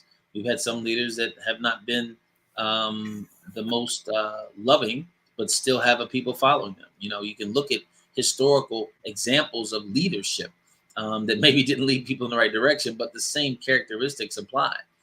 Over the last few years, we've had some significant changes in the world. We've had some significant opposition, some challenges. Would you say that leadership today, Wade, is different from leadership 5 years ago? I say leadership is different almost every day. It is definitely different. So right now, the big conversation that we're having in leadership is, what's your character? Who are you? What type of character do you really exhibit? And I'm not talking about the title. You know, we often get caught up in the titles, but who are you behind your words that you will give your word and people will say, if you've said it, I can believe you. Do you respect me regardless if I'm working for you or with you? Is there a level of respect that when you give your word, when you say that you're going to do something, when you say you're going to do your part, will you respect what you do and will you have that responsibility to say, I did it at my best? Yes, it's different. But again, every day we've got to be willing to step up and bring out the best part of us, Grayson. Is that easy? No. Is it going to be difficult? Yes. Is it worth it? 100%. Absolutely. I just got back from speaking at a university. I was speaking to the sports program, and I asked in the room, Wade, I said, who in here is a leader? And ironically, nobody raised their hand. And I actually asked the question again, and it was still perplexing to them because I guess they didn't see themselves as that because they were so, I guess, enamored or consumed with the team concept. They didn't want to put light on themselves. So I'm going to ask you a question. People have said, and I believe this is one of the craziest statements in the world, he's a natural born leader. Well, there's nobody a natural born leader. Leaders aren't born, they're developed. But are there characteristics, Wade, that could be attributed? Are there certain things that define a leader? Are there certain attributes that maybe would lend to someone having a better capacity to be a leader? Sure. And let me take a step back to your statement that you just made. Some people won't step up because they suffer from what's called possibility blindness. Go there, please. Go there. They can't see what's possible for them because they have brought into the culture and environment around them that possibility becomes a word that they never use. You see, often we've got to look at the past, but not allow the past to dictate our future. How do you get people to rise up beyond the team concept to be leaders? We've got to be willing to empower them. We've got to be willing to be. I tell my clients, and I often say, I want you to find someone that's a power partner. A power partner is someone that when you're in those dark times, when you go through the darkness of not knowing up or down or which way to go, you can call that person and say, hey, look, give me your opinion, but give me the opinion that will breathe life into me instead of breathing death into me. We've got to be willing to get people past possibility blindness. But the characteristics of a great leader, if you look through history, because we can learn from history in order to create an empowering future. Right now, people are looking for a future instead of the people that we have on Capitol Hill that are talking about the negativity and the party. We got to go back to talking about the people. Right. if we're going to talk about the people, then let's go back to a few characteristics that we got to have. I said it earlier. You got to have character. Mm-hmm. Forget the title. Who are you behind your words? We've got to respect each other. Younger people, I used to run a radio show, and I had a young man from Washington, D.C. on, and I'm saying, Omi, why is it that you don't communicate with older people? And he said, well, you don't want to ask me that question. I said, yeah, I want to hear your truthful answer like you're asking me this morning, Grayson. Mm-hmm. And he said, you older guys don't listen to us. Sometimes you got to be willing to have the ability to listen at a deep level. Are you listening to the people around you so they know that you care about them instead of always giving solutions? People don't care how much you know until they know how much you care. Absolutely. Do you care? Will you respect me? I mean, when the lights go off, will you do what's right instead of trying to do what's wrong? Mm. Will you do what's right when people aren't looking? Will you be responsible? Will you, if you tell me, Grayson, that you're going to do this, then that's what I expect. Will you hold up your end? Mm-hmm. And the last thing is, you always have to be growing. Are you competent to do what you've said? And are you competent enough that you have the ability to be a leader? And if you don't, that's fine. But one thing you should do is cut off that TV, that idiot box, and cut on something to your mind that will help you grow. Absolutely. Those are the characteristics of a leader. With Wade Randolph, a leadership expert. His book, How to Lead During Times of Challenge, Change, and Chaos. I'm enjoying this conversation. As we move forward into leadership, all great leaders seem to have someone that they emulate or they have as a role model. Biblically, I can think of Elisha and Elijah. And what I find is that true leaders, if they're worth their salt, their proteges should accomplish more than they do. Mm-hmm. So as a leader, a global leader, a business leader, who was or who may have been some of your role models, some of your leaders? We might not even know them, because I found that most of the people that impact you, they're not the people that are on the billboards, right? They're the people that have those quiet conversations on the corner stoop that really give you direction. But I think for all of us, I think people that have become successful, they want to know, well, who are you listening to? Wow. Who's your Jethro? So I'm going to ask you, as a successful person, who's your Jethro? Who are some of the people that have spoken into your life and shaped the way that you see things, the way you respond, and the way you succeed? And I appreciate that question. I'm a project kid. Okay. 2112 Red Street. I'm a project kid. Okay. Didn't expect to even be here talking with you. If you remember, Grayson, in my time, in my day, being an old guy, don't mind this sage, we used to have kids that used to sign your yearbook. And you used to say, well, this is what I want to be. I always wanted to be a business professional. I remember one young girl, again, because I was a project kid, she put something in my yearbook that really changed my life. She said, she wrote that, and I keep it upstairs in my times when it's challenged. She said, you'll never be nothing. Mm. And probably you won't live past 18. Mm. Yeah, with friends like that, you don't need any enemies, do you? That's true. So true. And I had a older man that used to run a business in my neighborhood that, I don't know for what reason, he saw something in me when I couldn't see it in myself. See, sometimes you can't see the picture when you're in the frame. Mm-hmm. And the reality, Sam Plush, guy that was a black businessman, took me under his wing. And I was still a hard head, used to still run with the guys. And he used to let me work at his restaurant Triangles here in Richmond, Virginia. Probably the smallest restaurant, takes up a little corner building in Churchill. Right.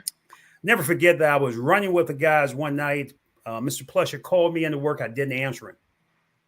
I was running with the guys, and make a long story short, we were stealing hubcaps.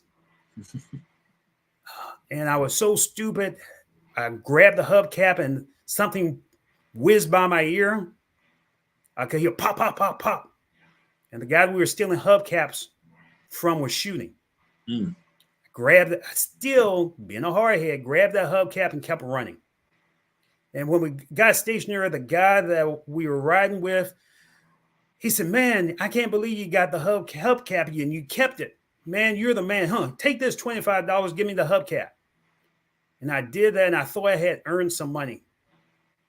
And when I got to work that night, Mr. Plush said, "Son, where have you been? I've been trying to reach you." I said, "Man, I was making some money." And he said, "How much did you make?" And I said, $25. And look, it didn't take me but 10 minutes. And he said, "You mean you put your life on the line for $25? He said, "Let me ask you something. What's your life worth?"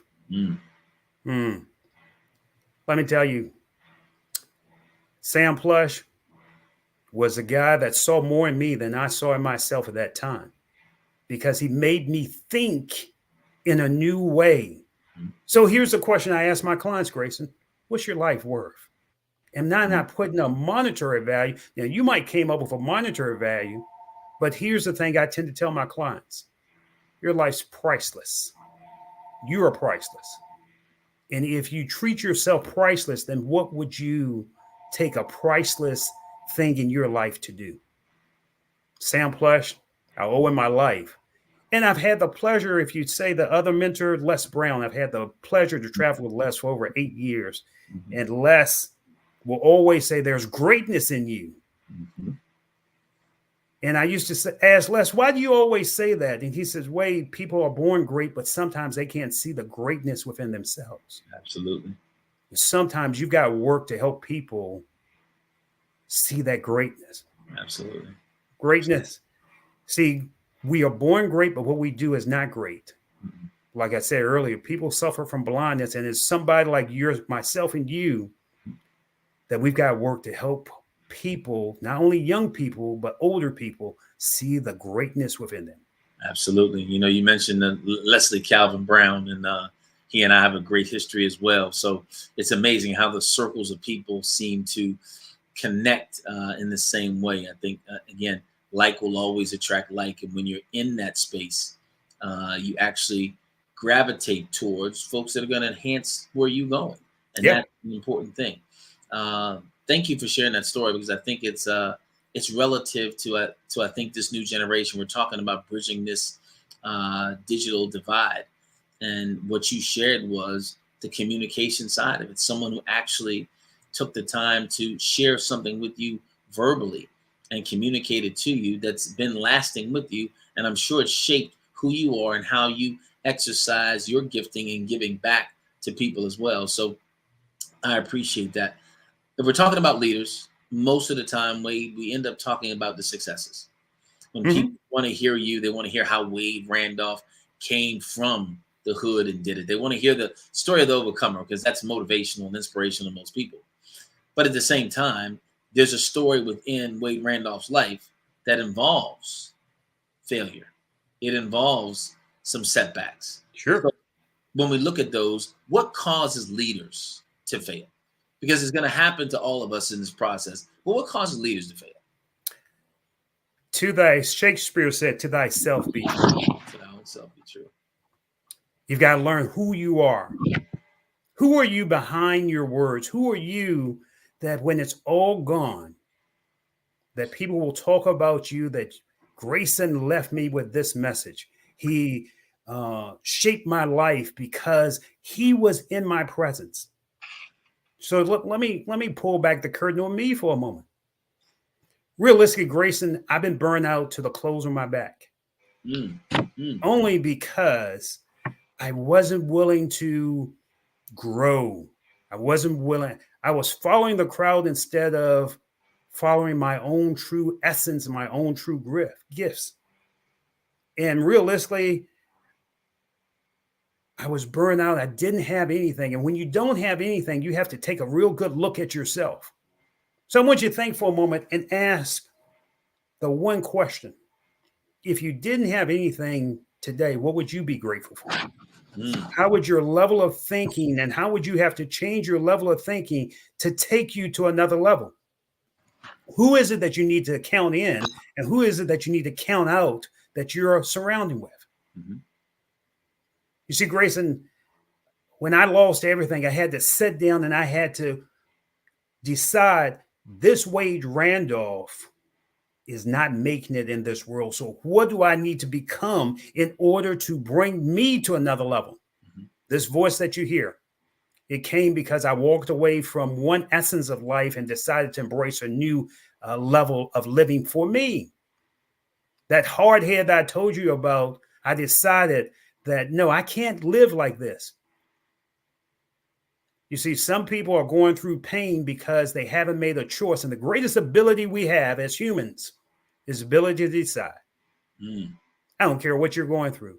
We have moment to moment to moment that we have the ability to decide. And you've got to decide, will you be willing to take a step forward? I don't care how small it is. I don't care how big it is. Will you be willing to take a step, or will you be willing to stay where you are and lie in the misery? Mm. That is the trauma tribe syndrome. They look for those that with similar issues, so I don't have to grow. All those things create a space for us not to have to grow, because if I grow, there's a new level of accountability. And that's where most people find themselves reluctant to do. New levels, new devils. If I go to this next level, wait, that means there's something else there. To whom much is given, much is required. And of him will much be asked. You have an amazing, amazing way of articulating this. And what's funny is that it seems like people of color that articulate, we seem to get a different label about us. And I want to ask you this off top. How do you handle that part of it? Because when you articulate, well-spoken and authentic and real, all of a sudden the name Tom comes up, or those things seem to go with us. And sometimes it's restrictive when it comes to us leading. Have you ever had to face that, and how did you handle it? Yeah, Grayson. Again, I'm the guy that when you have a challenge, you call me. I'm looking for the solution. Right. And often I walk into different places, and they will look at me, and they will say, "Ooh, what is that guy doing here?" Mm-hmm. But see, I've worked on me. Mm-hmm. So here's why I invite the business professionals that listen to our voice to write down: can I? Constant and never-ending improvement. Mm. You see, it's not what we do when everybody's looking that makes the difference. It's what we do when people aren't looking. I'm reading. I have a new book, Muhammad Ali's Soul of a Butterfly. I'm going to read this weekend. I'm always searching for new information, new insights, new perspectives that will grow this guy, Wade Randolph, that you're listening to. Mm-hmm. But see, next year when you have this conversation with me, and hopefully we will, yes, I'll be a different Wade Randolph. Well, based on what you said, if I talk to you 5 minutes from now, you'll be a different Wade Randolph. When I talk to you tomorrow, you'll be a different Wade Randolph. Because I'm always growing. Absolutely. And I think that's one of the things that this digital divide that we're trying to bridge has got to happen. I think when people believe that they're already there, which is unfortunately what's been instilled in this next generation, they know it all. It's hard to have a conversation. It's hard to grow and have a divide reduced, because you got a young person who really hasn't had life experience telling someone who's had a bunch of life experience that they know more than they do because of technology and access to information. But I truly believe that hearing from you today and hearing your thoughts on leadership, very articulately shared, gives people a new perspective. It should make them step back and reevaluate themselves. I think good leaders, you talked about it earlier, you can't see yourself usually if you're inside the frame. As a leader, and this I will ask you a couple last two questions. As a leader, seeing yourself, having a vision for yourself, how important is vision when it comes to leadership? Grayson, you've got to have a vision. I don't care if it's a vision of what tomorrow will be. I don't care if it's a vision of what the next 6 months. I don't care if it's a vision of what's next 6 years. So I invite my clients to just sit down and write what will next week be like? Because sometimes it's more challenging to have people that can write a year, 6 months, 2-year vision. What's the ideal perspective? What's the next ideal goals that you want to hit in the next week? And we break it down from week to week, or we break it down from month to month. Because the reality is, if we can help someone see beyond their present situation, then it helps them. So let me kind of make this, and let me give a strategy here. If the audience has listened to my voice, I want you to just draw a line across your paper. And I want you to number it from 1 to 10. 1 to 10. Draw a line across your paper, number it from 1 to 10. And if you do that, I want you to rate yourself right now on a scale of 1 to 10, where you are in life right now. And for some of us, some people might circle it a 6 or 7 or 8, but where you are, I just want you to circle it right now. Questions, please know this, questions are the steering wheel of the mind. Say that again, Wade. Say it again. Questions are the steering wheel of the mind. So here's a question I want you to ask yourself. If you labeled yourself a 6 or 7 or 8, what are the things that you need to do to take yourself to a 9? And just write those things down. What is it that you need to do in your finance? What is it that you need to do in your personal life? What is it you need to do with your family? What is it that you need to do with your health? What are the things that you need to do to take your life to the next level? Make a list of those things. And then pick out 1 or 2 things that you're start working on today. Hit those, start working small on those goals until you can capture the big goals. And when you start really working, when you go through the difficult storms of the night, when you kind of wallow with it and wrestle with it and meet those areas that's a block, then you'll start to grow to another level. Wade, it has been nothing but an absolute honor and a privilege. You mentioned Richmond, and that's where actually, had I not gone to Clemson to play college basketball, I was signed and sealed to Richmond University. I would have been a Spider. That's 90 miles from the crib. I'm born and raised in D.C., Southeast D.C., so I'm very familiar with that area, and I know what coming out of the hood in Richmond looks like. So I applaud you in every sense of the word, but I really want to congratulate you on the essence of your development and give back. I think oftentimes we don't celebrate each other. We look at each other to evaluate where we are and don't realize that what's for me is for me and what's for Wade is for Wade. So it's not about comparison. It's really about acknowledging and, again, being grateful for what you're doing, and what you shared today with everybody who's watching now, watching later, is nothing but phenomenal. So I want to thank you personally for what you shared with me, because you dropped some nuggets that I will be using probably later this afternoon. And I will definitely give you credit for them the first time. The second time I heard it, the third time it just dropped in my spirit. So I'll make sure that you get your compensatory accolades for it initially. But you sowed into me this morning, and I want to thank you. And I believe that I can speak for everybody watching now, watching later. You definitely sowed into them as well. Thank you, Grayson, for your time. Thank you for being you. And as I always close, there are 3 types of people in this world: people that make things happen, people that watch things happen, and people that will wonder what happened. What type of person will you be? Thanks for your time. Thank you so much, Wade. Everybody has been Mr. Wade Randolph, one of the leadership experts in the world, who just shared some phenomenal information with you. If you weren't able to see it all, or you missed some of it, do me a favor, go back and look at it, because it will definitely impact you. It should change you. And if nothing else, it makes you look at yourself at a new level of introspection. Thank you again, Wade. Thank you. Wade, how do we get in contact with you? If somebody wanted to have this as something for their company on a personal level, how do they get in contact with you? Randolph Unlimited. You can reach out to me at Randolph Unlimited. Let me make it simple. Or you can call my office, 804-986-1050, 804-986-1050. You can catch me on the net at randolphunlimited.com, or send me an email at Wade, WADE, at TheMoreGuy, Wade at themoreguy.com. Wade at themoreguy.com. Genius is common, and we'll see you on the other side. You have to remember that this has been put together for your benefit, but also for the benefit of raising money for the scholarship. We want to make sure that we give the right equipment, direction, and leadership to young people that really, really need to have this happen. This is what this whole day is about. This is what this whole opportunity is about. And this is what this 24/7 thing is here. This is why we're doing this. If you want to donate, go to www.blackbusinessexpousa.com and please feel free to give from your heart. If you are a young person who is in need of some support, in need of equipment, or in need of some scholarship, put yourself in position to get it.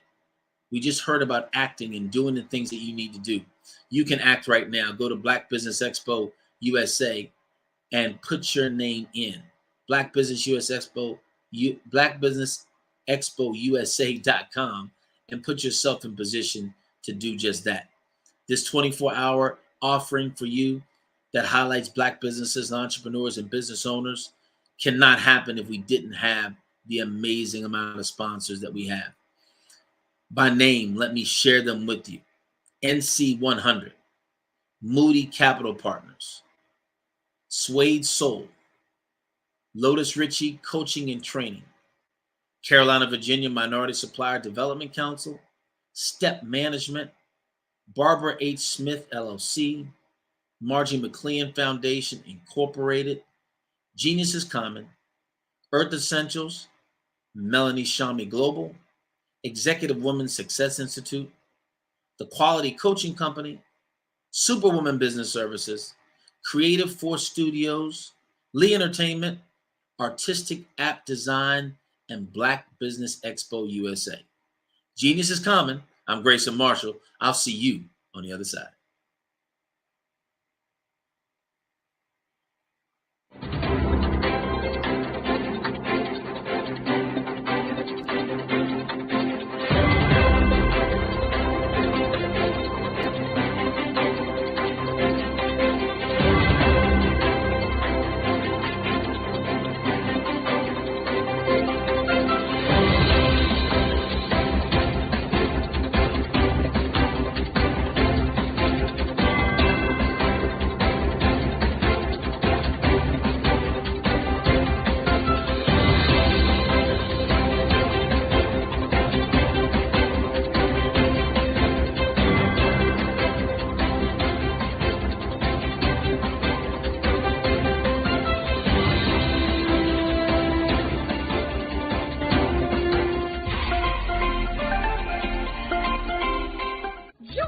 Dr. Eric Kelly III and a host of phenomenal speakers from all around the globe for this 7-day virtual event that you don't want to miss.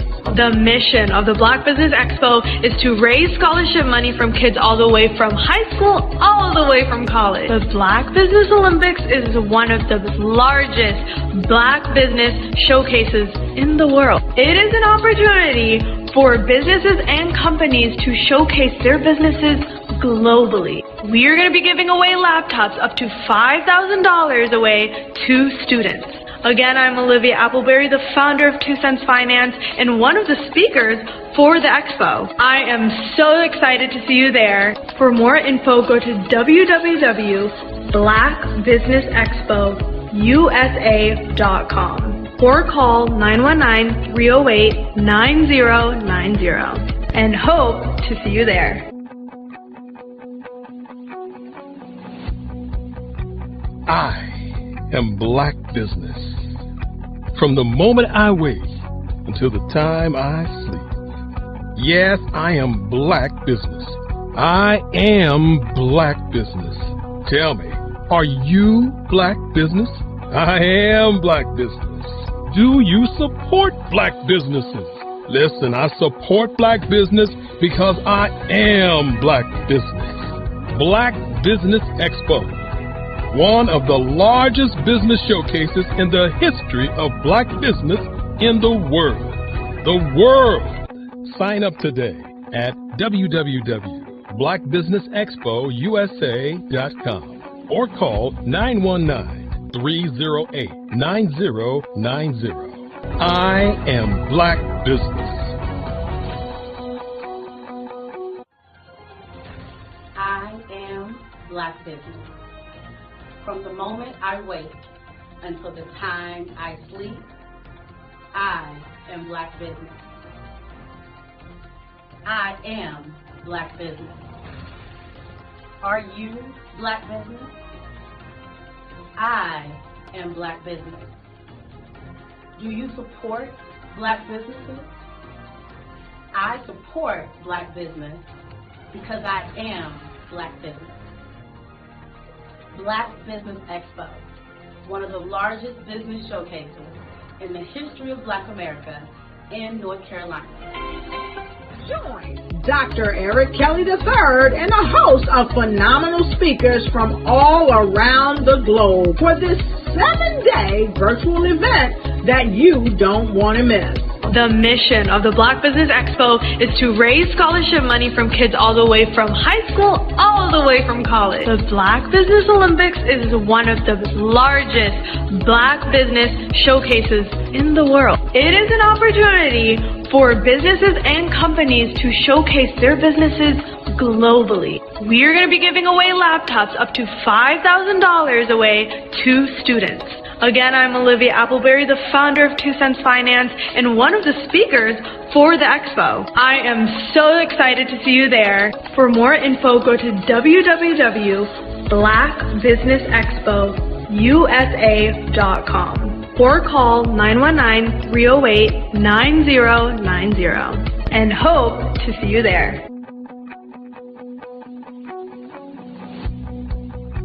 I am Black Business.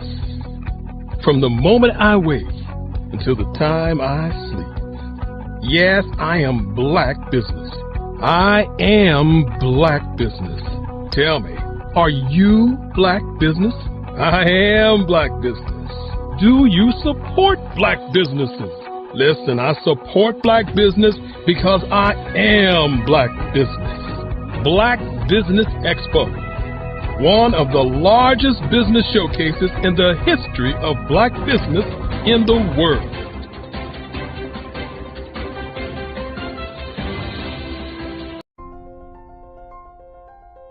What if you could build your own city? A place where every child can find nurturing people to help them achieve their full potential. A place where every adult can access job training support, where health education is abundant, where social justice ruled the land. A place without limitations. Welcome. You have arrived at STEM City, USA. It is what every city should be. A safe and trusted community where you find people and resources to help you become everything you are and beyond. STEM City is unlike anything you have ever experienced. It is a digital twin of the world around you, only better. STEM City is about energy and soul renewal. It is more than a digital world. You can almost feel the power of live cultural events, music, and theater. STEM City promises a better future for children with caring mentors and hands-on activities with dedicated tutors to support our youth. STEM City is your passport to a healthy lifestyle with weekly events addressing our community's many issues. STEM City is your financial well-being with helpful information on wealth management, career advancement, job training, and so much more. STEM City is the community you deserve. It is the city where your dreams can come true. STEM City USA, a place in the sky that is accessible to all who reach for the stars.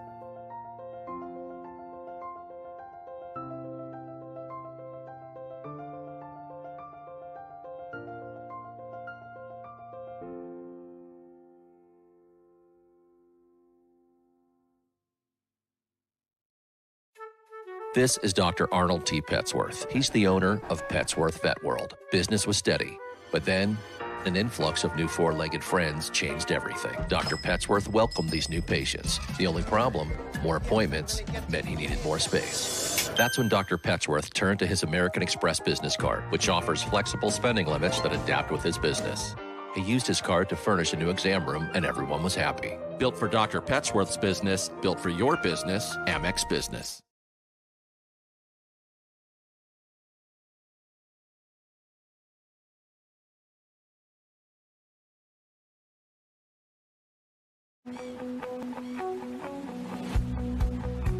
I am Black Business. From the moment I wake until the time I sleep.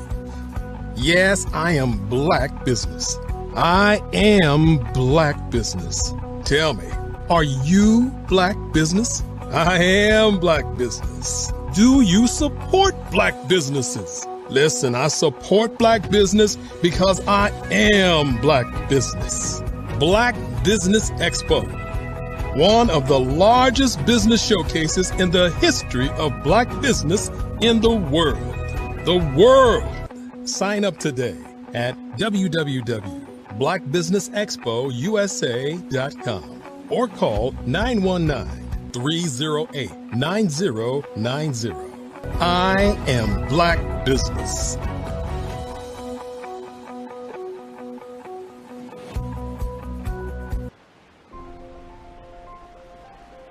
What if you could build your own city? A place where every child can find nurturing people to help them achieve their full potential. A place where every adult can access job training support, where health education is abundant, where social justice ruled the land. A place without limitations. Welcome. You have arrived at STEM City USA. It is what every city should be. A safe and trusted community where you find people and resources to help you become everything you are and beyond. STEM City is unlike anything you have ever experienced. It is a digital twin of the world around you, only better. STEM City is about energy and soul renewal. It is more than a digital world. You can almost feel the power of live cultural events, music, and theater. STEM City promises a better future for children with caring mentors and hands-on activities with dedicated tutors to support our youth. STEM City is your passport to a healthy lifestyle with weekly events addressing our community's many issues. STEM City is your financial well-being with helpful information on wealth management, career advancement, job training, and so much more. STEM City is the community you deserve. It is the city where your dreams can come true. STEM City USA, a place in the sky that is accessible to all who reach for the stars.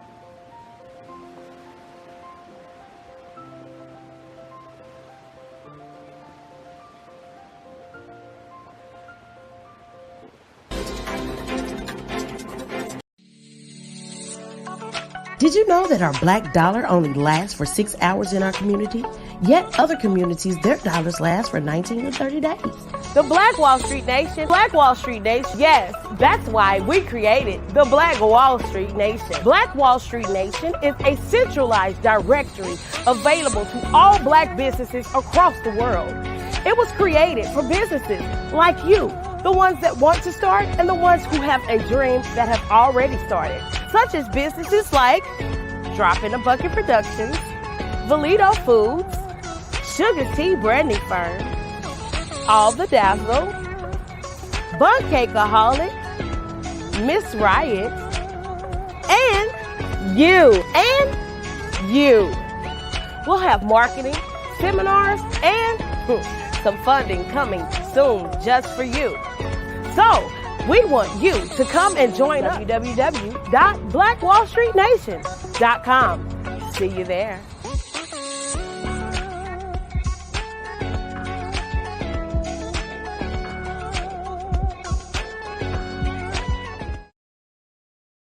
I'd like you to imagine with me, if you will, opening an app where you can collaborate with like-minded individuals from around the world, get inspiration and in-app tools to launch and grow your business, as well as share your knowledge and earn compensation, all in one app.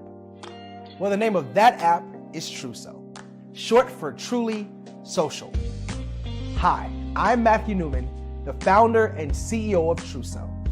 A new concept in social media, Truso is designed from the ground up to be a platform that's both social and empowering for all its users. How exactly do we do that? I'm glad you asked. First, Truso brings the world together via video. Psychologists assert that video provides a significantly more effective connection than audio only. When you enter a community on Truso, you're face to face. Second, on Truso, you don't have to have 1 million followers to monetize. Our business model allows all hosts and moderators to monetize, no matter the size of your following, by 1, producing fee-based content, and 2, inviting others to join the platform as subscribers.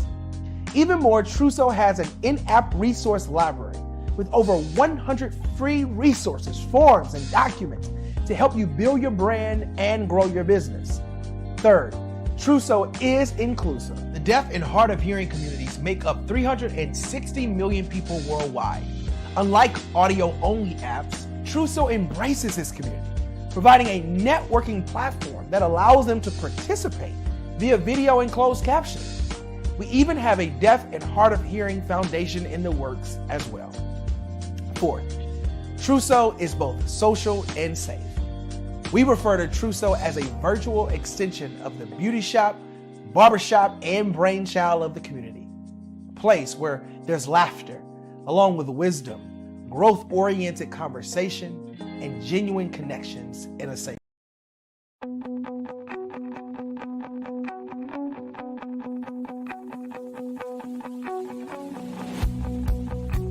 I am Black Business. From the moment I wake until the time I sleep. Yes, I am Black Business. I am Black Business. Tell me, are you Black Business? I am Black Business. Do you support Black businesses? Listen, I support Black business because I am Black Business. Black Business Expo, one of the largest business showcases in the history of Black business in the world. The world! Sign up today at www.blackbusinessexpousa.com or call 919-308-9090. I am Black Business.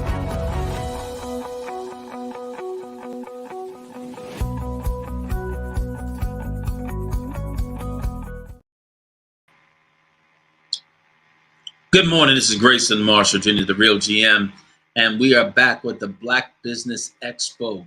This is the Black Business Olympics, and I've been honored enough to be able to facilitate the first 2 sessions this morning, and I am excited about this 3rd session. This 3rd session is uniquely and significantly sponsored by First Atlantic Insurance Group and Hello LLC. Want to make sure we shouted them out specifically for this next conversation. We've had amazing conversations so far, but I think this one will separate itself in a very significant way. The man I'm about to bring to you's name is Jerry Roebuck. He's been an entrepreneur since age 11. He conceived the biggest event in history of Black America, the Black Expo. He has worked with many Fortune 500 companies on event marketing, advertising, and social issues. Companies like Pepsi-Cola, Geico, Philip Morris, AT&T, Coca-Cola, Chemical Bank, and BET, just to name a few. He partnered with Russell Simmons, Simmons' college classmate, to be one of the pioneers in creating the world's biggest global music hip-hop. Straight out of the undergraduate school, Mr. Roebuck is also credited with the strategic and financial growth of TV's Tony Brown Journal, the longest-running program in PBS history, as his advertising representative and media consultant. This was an outgrowth of his ability to secure new sponsors such as Toyota, Walmart, Texaco, and others, which infused the PBS program with millions of dollars in additional gross income. Mr. Roebuck has also been a consultant to many urban radio stations in over 20 markets across the U.S. He's a well-recognized educator and community servant who worked in the Harlem community for over 40 years in business and education. Upon his retirement, he was recognized by the entire New York City Council for his dedicated service to NYC. Mr. Roebuck presently lives and works in Florida and New York City. This segment is going to be significant. 5-Star BDM Media is also a significant sponsor, as well as the Black Expo USA. Without any further ado, I want to share with you this man, his methodology, his mystique, and his message. Mr. Jerry Roebuck. Oh, hello. Good morning, Mr. Marshall. How are you, sir? Good morning, Mr. Roebuck. And I got to tell you, when you look at a history, a resume of success, you can't do anything but grab a pen and get prepared, because there's something that you're going to say that's going to take this whole conversation into a level that most people need to be prepared for, but not often are. So welcome. Well, it's good to be back again. This is my second time here doing something with the network. And last time was good, but this time will be better. Absolutely. We can only improve, right? That's right. All it gets to. So it looks like you and I are having a fireside chat. We're having a one-on-one discussion with someone of your stature. I'll begin it, and we'll just kind of flow through it, and we'll see where it takes us. We got time right now to really make an impact and a difference and utilize your years of experience and your successes to change the lives of people watching now and watching later. So I'll start this way. You started at an early age in business at 11. I think I was around the same way. My first job, Jerry, was actually delivering newspapers. That was my first. I did that too. Didn't make any money, so I gave it up after 2 months. You were better than me. So what was your first thing? You started at 11. How did you get into that mindset? Well, I had moved to a new neighborhood, and in this neighborhood was a new development. I'm a kind of baby boomer, kind of the tail end. So anybody that knows what that generation was, that was, men coming back from the war, starting families, and there were a lot of children. I mean, and in New York City, meaning any corner that you were on, there were kids running around, kids playing, kids standing around. So I moved to a big development in Harlem that had recently been built with about 12 high-rise buildings. And of course, because there were young families, there was just hundreds of kids. And I, prior to that, lived in a block in Harlem where my grandfather owned a home. So there were kids on that block, but nothing like moving to a development that was several acres with 17-story buildings, and now you have thousands of kids. So I don't know how I had a light bulb went off in my head, but as I began to go to the playground, and now there's a lot of kids, and I befriended kids into the new neighborhood, I said, you know what, there should be a way that a lot of the kids who are moving here from other areas, some were coming up from the South, and kids that I were meeting, that we could do something in conjunction to have an event in this park. And I mentioned it to my parents. So the idea was there. That's how, it was planted in my head. And then as I talked to some friends, then I talked to my parents again, and I said, Mom, maybe I could rent the park and I can get some games and charge like 50 cents for the kids to come in and play these games. So my mother thought it was a good idea. She took me to the rental place where we paid our rent. And they said, hey, sure, you could rent the park for the afternoon. I didn't even have any flyers or anything, just word of mouth to my friends. And of course, because it was the summertime, people would be out, parents walking even their younger kids. And I had games set up, ropes for double dutch for the girls, volleyball, all these things in this small park area. And to come in, you had to pay 50 cents. And then we had free lemonade and stuff. So it really wasn't about making money. It was about the excitement of doing something really for my friends that, my new friends that I had met in my neighborhood. And I ended up making, I don't know, maybe $13 profit But hey, I wasn't even getting an allowance at age 11 yet. So $13, and back in that era, $13, I could have bought new sneakers, candy for 3 or 4 months. Come on, that was a lot of money. So that was my first brush with entrepreneurism. And as you say, you get the itch. So that itch stayed with me, and it still does to this day. You have done work with a number of different companies, very well-known companies, BET, Pepsi-Cola, AT&T. But I think what your signature is the bigger version of your first episode in the park, and that was the Black Expo. And I think people have heard about it, probably had no idea that that was your brainchild, but something that has highlighted businesses in communities of color for a number of years and has grown over 14 states. A lot of people don't have that chance to do something that significantly impacts that much of the world.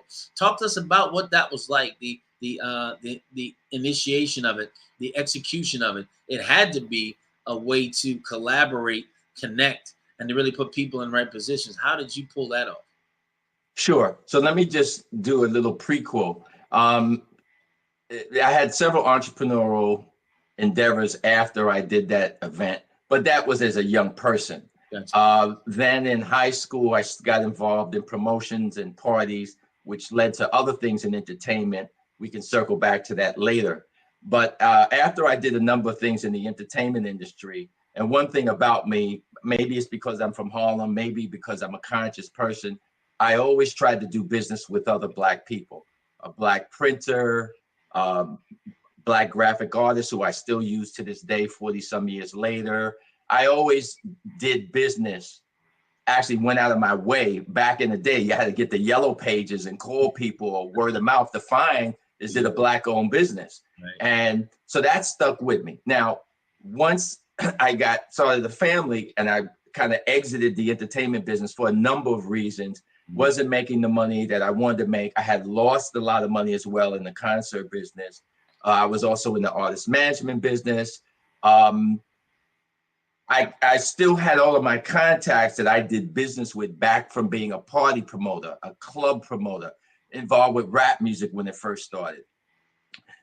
So many of these people, as I stayed in touch with in New York City primarily, their frustrations and conversations would always be, I wish I could find a way to grow my business, but I can't afford to advertise. Television is out of the question. I can't afford radio commercials like you used to be able to promote your parties and other things. I don't know if newspapers is going to work. So I would always hear this and I said, wow, I wonder if I could re-enter doing something in business in a big scale, help these people that I did business with, give them a showcase to promote their business to a large group of people. And the idea was just in my head, and it would come and go, and it would come and go. And I don't know how, I started to write it down on paper, but I just did. I remember it was during the summer because I was teaching at the time. And I don't know, something must have happened. I started making notes, and then I wrote Expo, and then I was tinkering around with words and Black Community Expo, and I just said Black Expo, that was it. And by luck, within a day or two, I remember I was downtown in the business district around the Times Square area. I had something to do, and I was walking, and I ran into a guy who was my sales rep at one of the radio stations that I had helped from beginning as a rock station transform to a urban or Black station. I was one of their first advertisers. I helped them with a lot of things in branding. And he said, well, hey man, I haven't seen you in like 2 years. Haven't talked to you. What are you doing? How's your family? I know you kind of, you're doing something different now. We're talking on the street corner. I said, it's funny I ran into you because I had this idea for this thing, Black Expo. So he said, well, what is it? So we're talking. He said, that sounds great. And the station, we're looking to do something as an event. I was just in a marketing meeting to brand the station kind of that way. Why don't you put that on paper and send it to me, right? So I'm getting ready to go that end of that week with my family to Disney with my kids. And I quickly typed something up a day or two later. And I don't even think they might have, no, I don't think there were fax machines then. So I must have took it down there and dropped it off. This was like the late 80s. This might have been 87 or 88. Yeah. 1988, actually. Right. It was summer of 88. I dropped it down there and then I went on vacation. So I'm on vacation at Disney. There's no cell phones or nothing. But I checked you had an answering machine. And I checked my answering machine at home and there's a message from him. And it says, hey, Jerry, I talked to the general manager and the marketing team about this idea that you typed up. This is a one-page thing, my idea, this Black Expo. He said, when you get back from vacation, call me. We got to get you down here to the station. And I'm like, oh, man. So there's no proposal, there's nothing. I get back, I wing it. I actually go to the station. I meet with the new general manager who had just been brought in. He loves the idea. The program director, unfortunately, did not like the idea. He was a guy from another city. He was a new programmer. He didn't know the New York market.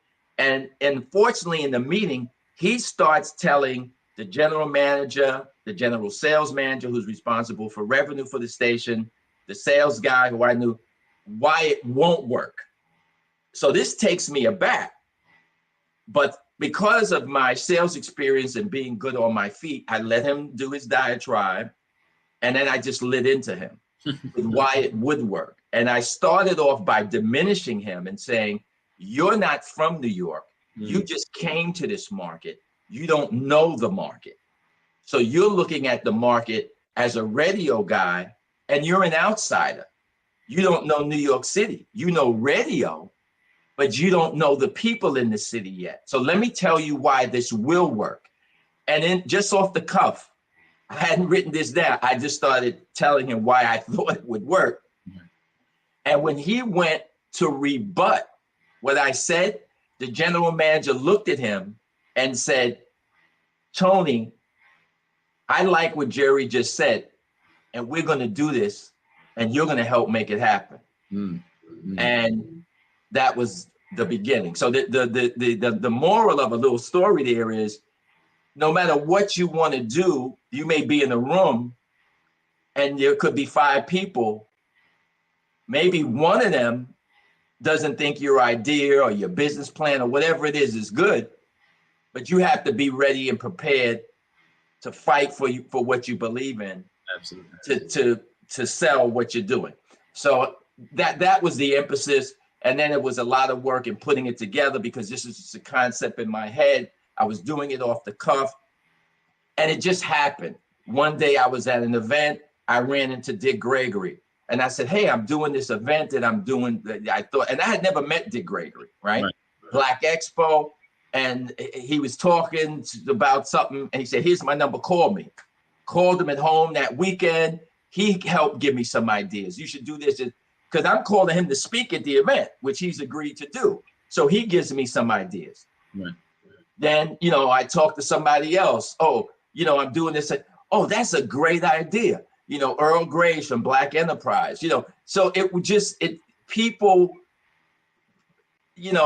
everything in life is timing. Sometimes I tell people you miss the curve because you're too late, or sometimes it's perfect timing, the stars line up and everything works for you.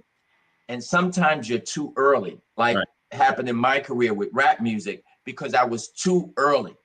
I was involved in it when the major labels had no interest. I could tell you stories about that. Maybe we'll have time to talk about. So the timing was right for Black Expo because there was consciousness in the Black community nationally. The movie Malcolm X had been made. People were wearing red, black, and green. People were still in a pro-Black mindset. The Cosby Show was on TV. A Different World was on TV. Black radio was strong nationally. So because all these things were going on, the consciousness of our community, that the as I said, timing, which I want to get back to later, perhaps, was perfect. The culmination of the Black Expo was kind of the apex of where things were. But if we go back to get to the apex, there had to be some things that got you to this. You mentioned being in the rap game early. What were some of your first attempts at doing this together? Because you said something, Jay, earlier that was unique, and I find this in other communities where they continue to keep their dollar within their own community, the Asian community, the Jewish community, and other communities seem to do that more so than communities of color. You made it a point to do that early. What were some of the other things? You had some early entries into your first desires to make this happen. Those are significant things. What gave you that awareness early, and how did it affect the things you did in the beginning to move you towards being in the right time for the Black Expo?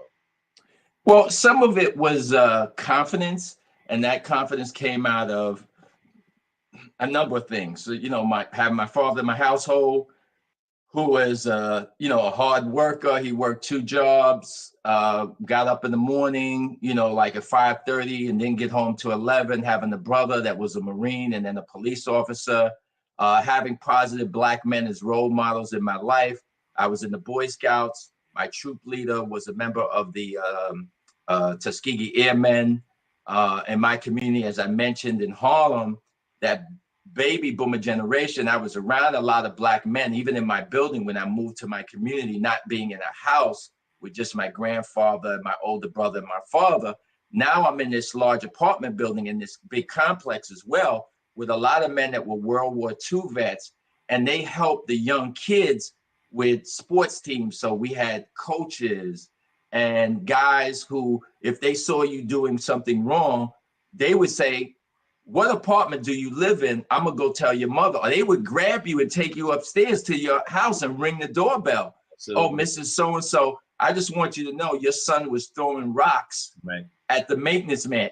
Something that today wouldn't happen. So those things were embedded in me growing up in the Harlem community, and seeing a lot of Black men who were doing positive things, though they didn't have a lot of opportunities, inspired me. So when I would meet Black entrepreneurs, I somewhat knew their struggles. I knew that a lot of the Black men who Percy Sutton, who I knew, who was also a Tuskegee Airman, who was the attorney for Malcolm X, who owned WBLS radio station, who I knew until he passed, was someone that was a role model. And I, got to work with him. But knowing, even though he was highly successful in New York City, owning inner city broadcasting, owning the Apollo Theater, the struggles that he went through. So all of those things made me want to say, if I can help these Black people, I can make money and help myself, and they can make it as well. And we could recirculate our dollars, as you said, other communities do. And I remember watching an interview. This was recently, where a gentleman was interviewing someone from the Jewish community. And he said, "Can you tell me why it is that Jewish people are so wealthy and so successful in business?" And this is something that I knew, but the Jewish guy said to him, "It's because when I make money, 5 other Jews who are in business make money." And the guy said, "I don't understand. What do you mean?" He says, "Because when I get $1, meaning, as an example, he didn't mean $1. Let's say if he got $10,000 or whatever, that money gets recirculated with my Black accountant, my Jewish accountant, my Jewish attorney, my Jewish guy who owns the landscaping company. He's not doing the work, but he owns the company. My Jewish management company." And he just explained to him how everybody in his downline, and he does business with, is Jewish, and he has nothing, but he's ashamed of saying that. And then those people do the same thing. So as his business grows, their businesses grow. And then that one person is doing the same thing 4, 5, 6 times over with other Jewish people. So just imagine if the trillions of dollars that we spend, we were doing the same thing. Just imagine in the entertainment industry alone, hip hop, which had been dead really just a decade ago almost, if the Jay-Z's of the world, if the Drakes, even though Drake is half Jewish, but I'm talking about people who could sell out arenas all over the world. whose tours gross hundreds of millions of dollars if they use Black trucking companies, Black production companies, Black sound crews, Black promotion companies, all up and down that down line. How many jobs would they create? How many young entrepreneurs? And then those entrepreneurs go out and do business with other Black people, then in each city. Do you know how much money would circulate in our community on an annual basis, just in that one specific area of business? So, you know, these were things I had in my head as a younger person, and also getting back to Black Expo. That's what Black Expo was about. So when I went to every city, I dealt with a Black sound company if there was one, Black security company. I made sure that Black vendors, even though I was coming into Memphis or Dallas or Houston or Kansas City or Detroit or Philadelphia or Washington or Jacksonville, Florida, or Miami or Fort Lauderdale, Florida, or Charlotte, North Carolina, or Richmond, Kansas City, Memphis, Oakland, LA, all the cities I'm mentioning to you.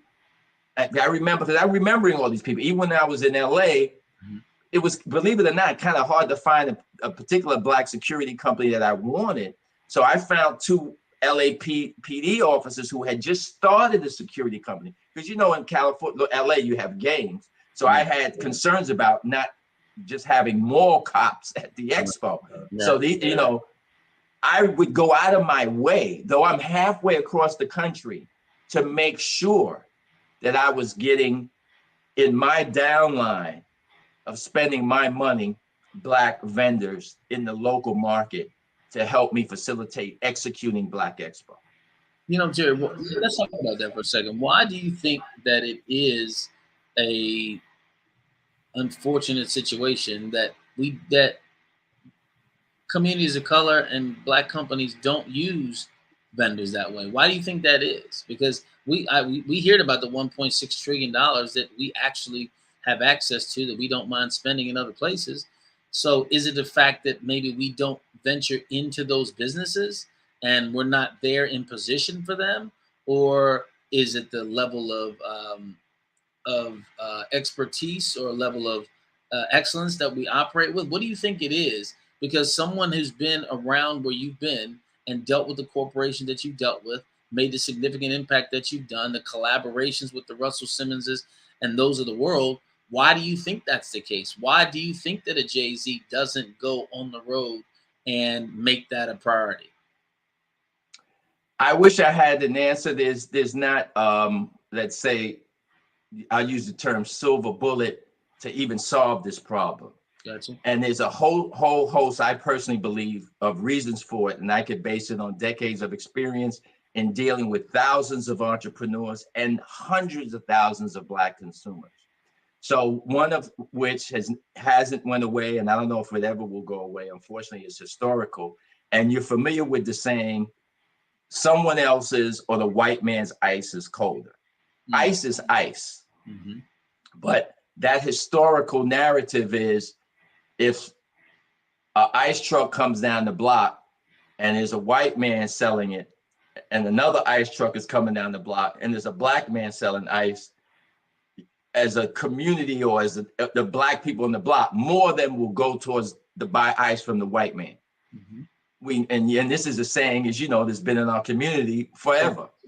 So whether you want to say that's crabs in the barrel, or belief that the white man's ice is colder, or it's just that someone else, our ice is inferior, I don't know the answers to that, whether it's psychological, is it social, is it crabs in the barrel, but it exists. You have to say that. So overcoming that is a social issue more than a business issue. Because if you're the Black business and you try to take that on as an issue, you'll go out of business just trying to address that. Because no matter what you can do, you can't defeat that. You'll spend more money in marketing than the white man, and you still won't get the business, and you'll go out of business. You'll spend more time trying to convince the Black person to do business with you just because you're Black, and you'll go out of business. So all we could do as a community and as business people is try to get on by knocking on somebody's head and get them consciously to spend money with you and appeal to them in that way. I used to have to deal with that even back in the club business, where one of the clubs that I dealt with was a Black-owned nightclub, one of the first back in the disco era. Leviticus, which was in New York City, right around the corner from the Empire State Building, was owned by a group of Black men. And once disco really became popular, a lot of people wanted to go to the white clubs. But we had a Black club that was downtown, and I would try to tell people, hey, there's a Black-owned club, and some people would, hey, yeah, well, let me go here. But even back then, you had people, they wanted to go be at the white club. Okay? That's never going to go away. So I don't think we'll overcome it. But the answer or the solution is to get business people, and that was my mindset, to try to get other business, for us to do business with each other and have a message to the community. And that's what Black Expo was about, recirculating our dollars amongst each other and buying from each other. And if you could work on that mindset to do that, then maybe we'll be successful. And in today's world, because things have changed since I was doing Expo in the late 80s and through the 90s, of course, we have social media and we have the internet. And I'm glad to see there's websites that you can go and find Black products. You can even go on Amazon and they have, a Black marketplace. So all of these things are good for our conscious people. And we can overcome some of what I talked about, as opposed to going into a store and it's a Black business. Oh, now I'm gonna go down the block and see what the white business has. No, you can go online and see it. So I think we're getting there, but I think the big problem is we have too many Black people who have made a lot of money and they don't have any consciousness at all. And unfortunately, we really have to still do something about that, because you see these individuals, they listen, I don't mind calling people out, like Floyd Mayweather, guys who go into, a high-end Louis Vuitton store and brag about how they just spent $20 million, but you never see them go into a Black business and even buy cookies. They'll love to go and show how much money they spent at a Jewish jeweler or an Iranian jeweler or whoever, and walk around with bodyguards. I just spent $5 million on a watch and a necklace, but you never see them promoting. And I'm not saying that they haven't, but I've never seen them go and say, oh, you know what? I wanted to buy a new Rolls Royce, and I know there's a Black Rolls Royce car dealer in Atlanta. So I'm gonna fly my private jet down there and I'm buying my Rolls from him. And guess what? The next time you need to buy something, you need to support a Black business. You know how easy it would be for these guys to get on Instagram and do something like that? But they don't do it. And it's unfortunate. As well as you do not see them, I don't want to call out an artist, but whoever the artist is when they're doing a national tour, and it would be good for them in their own community. And the Jewish community would say, then you wouldn't have guys like Donald Sterling, who owned the Los Angeles Clippers, say, oh, I make a lot of these Black basketball players rich and I don't see them do nothing in their community. Imagine if we had these artists and they were going to start their tour and they did a press conference or Instagram and said, this is my sound company. This is my trucking company that's going to truck things all over the country. This is who's a production company. This is who's doing the social media marketing for the tour. They'll benefit from that. I'm sure you know about Taylor Swift and how big her tour was, grossed $700 million. At the end of her tour, she gave out, not just in salaries, what the people made, she gave each person in bonuses $100,000 to $200,000.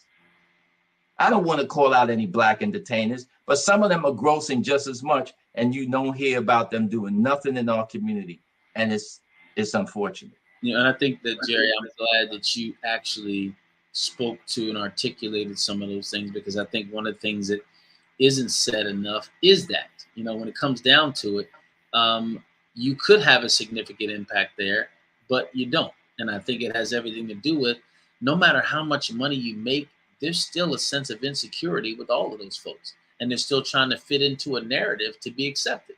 And I think exactly. One thing that you did that you stepped out on was you were going to make yourself accepted in a space that was good for you. And I think when we try to blend in and be something that we're not, there's still this hesitation about, am I really this person when it comes down to it? So what you did, when I'm looking back at the things that you did and the pioneering that you did, see, none of these guys you're talking about were pioneers. They followed someone else. You know, when you look at the pioneers, they're the ones that really made the impact and the change. You mentioned Malcolm, and we look at Muhammad Ali and those guys that were very much about their color, but they were very much about making significant change and impact through their actions. And I think that's a part of it. And they weren't afraid to speak truth to power. Mm-hmm. And I think that's what you did in creating the Black Expo. You spoke truth to economic power. You said, okay, I'm going to present a place for us to have it. I'm going to present a way for us to exchange it and dialogue and actually collaborate. If we don't choose to, that's not my fault. But you can't say that it doesn't exist. You can't say that it's not there. And I think having excuses a lot of times is the easiest way for us not to raise our level of accountability. What I just heard you say was the level of accountability you want to highlight. You want to make sure that we understand what our personal responsibility is and how we can effectively make significant change when it comes down to it. You're talking about business. You've had a bunch of successes in it. I've asked this before, and it's important to me, and I think it's important to our audience. What's more important, a mentor or education? Well, in today's world, and I say both. Unfortunately, we have a generation of young kids, and I can give you numerous examples that are indirectly personal with individuals who I know who have children who, unfortunately, because they see the Jay-Z's of the world, I don't want to keep mentioning him, but let's say 50 Cent, so many other rap entrepreneurs, guys who were rappers and then they became entrepreneurs and are successful. I'm not taking anything away from them, but we're dealing with people, for the most part, who are high school dropouts. Even Puff Daddy, okay, he finished high school, went to Howard for, I think, a semester and dropped out. So when they look at people on that level, whether they're an alleged billionaire or they aren't, that's irrelevant. We know that they've done well, right? Now you have a generation of young kids coming up, and they're going to look at other people and go, well, wait a minute.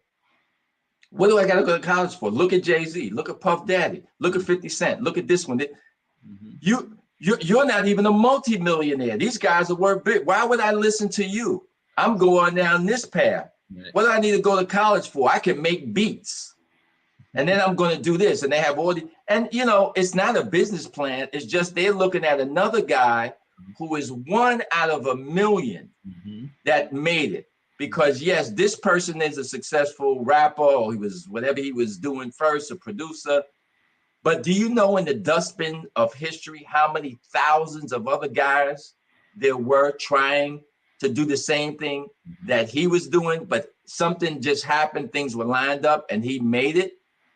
And he went through a gauntlet of things that he's never going to tell you he went through to get where he is. Absolutely. And look at the people he worked with and were with him, and how many of them are dead broke or died broke. There's a whole a trailway of people filled, including their own artists who were dead broke and who tell you that they're still dead broke.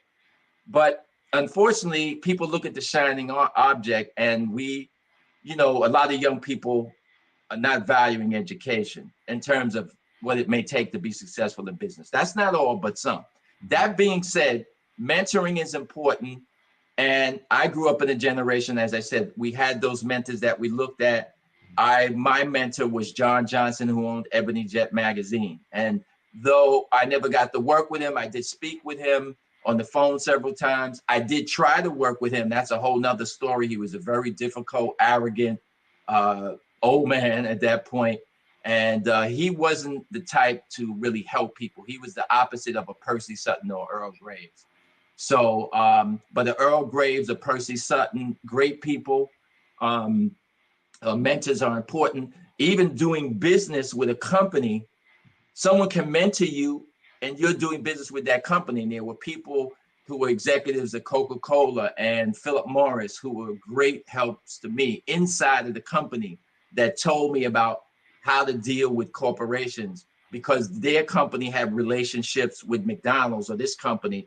And, you know, they would tell me the corporate mentality of this other company or the culture. So a mentorship is important. Education is important in today's world. There's nothing like experience. So if you can get a degree in business and have a focus on marketing or finance or management, it can only help you as an entrepreneur. And what I tell a lot of young people, and I reflect back to my life, education is important, because if you don't make it in, you know, stepping out there on your own, you have something to fall back on. One thing someone can never take away from you until the day you die is your education, what you have in your head and your degree. You have that for life. You could have a successful business and tomorrow you could be out of business, whether it's a lawsuit or markets change or competitor comes along and underprices you and you're gone. Your education, you have a degree in education. Right now they need teachers all over the country. You can go and get a job and start tomorrow. If you have an MBA in marketing, especially in something like technology or social media marketing, and you have your own business and things don't work out, you can go to Silicon Valley and get a job in a heartbeat, or any Fortune 500 company. Right. So your education has a price tag that you cannot assess, because if you got a job making $300,000 a year doing marketing, and then your entrepreneur dreams fail, and you then get a job in Silicon Valley and you have a 20-year career, that 10 or $15 million, let's say $7, $8, $9 million you may make in your career, you may have had a business and you may not have netted that over that period. True. So, you know, get an education. Nowadays with computers and the internet, you can be an entrepreneur at night. You can be an entrepreneur on the weekend. And as you know, if you have a product on the internet, you can sell 24 hours a day. You're making money when you're sleeping. Absolutely. You could not do that 20 years ago. No, that's the best money to make. You talked about 20, 30 years ago. We are with Jerry Roebuck. And as we're winding down here, Jerry, the Black Expo is obviously your signature, but you've done so much in your lifetime. Let me ask you about the Black Spirit Group. What is the Black Spirit Group and what is their mission? Sure. The Black Spirit Group is a nonprofit organization that was recently launched a few months ago. It's a membership organization. We haven't rolled out membership to the public yet. It's just for the founding members. And what we are attempting to do, number one, is maybe be those mentors to young Black men, who specifically men and young boys who want to be entrepreneurs one day. So that's one of our goals.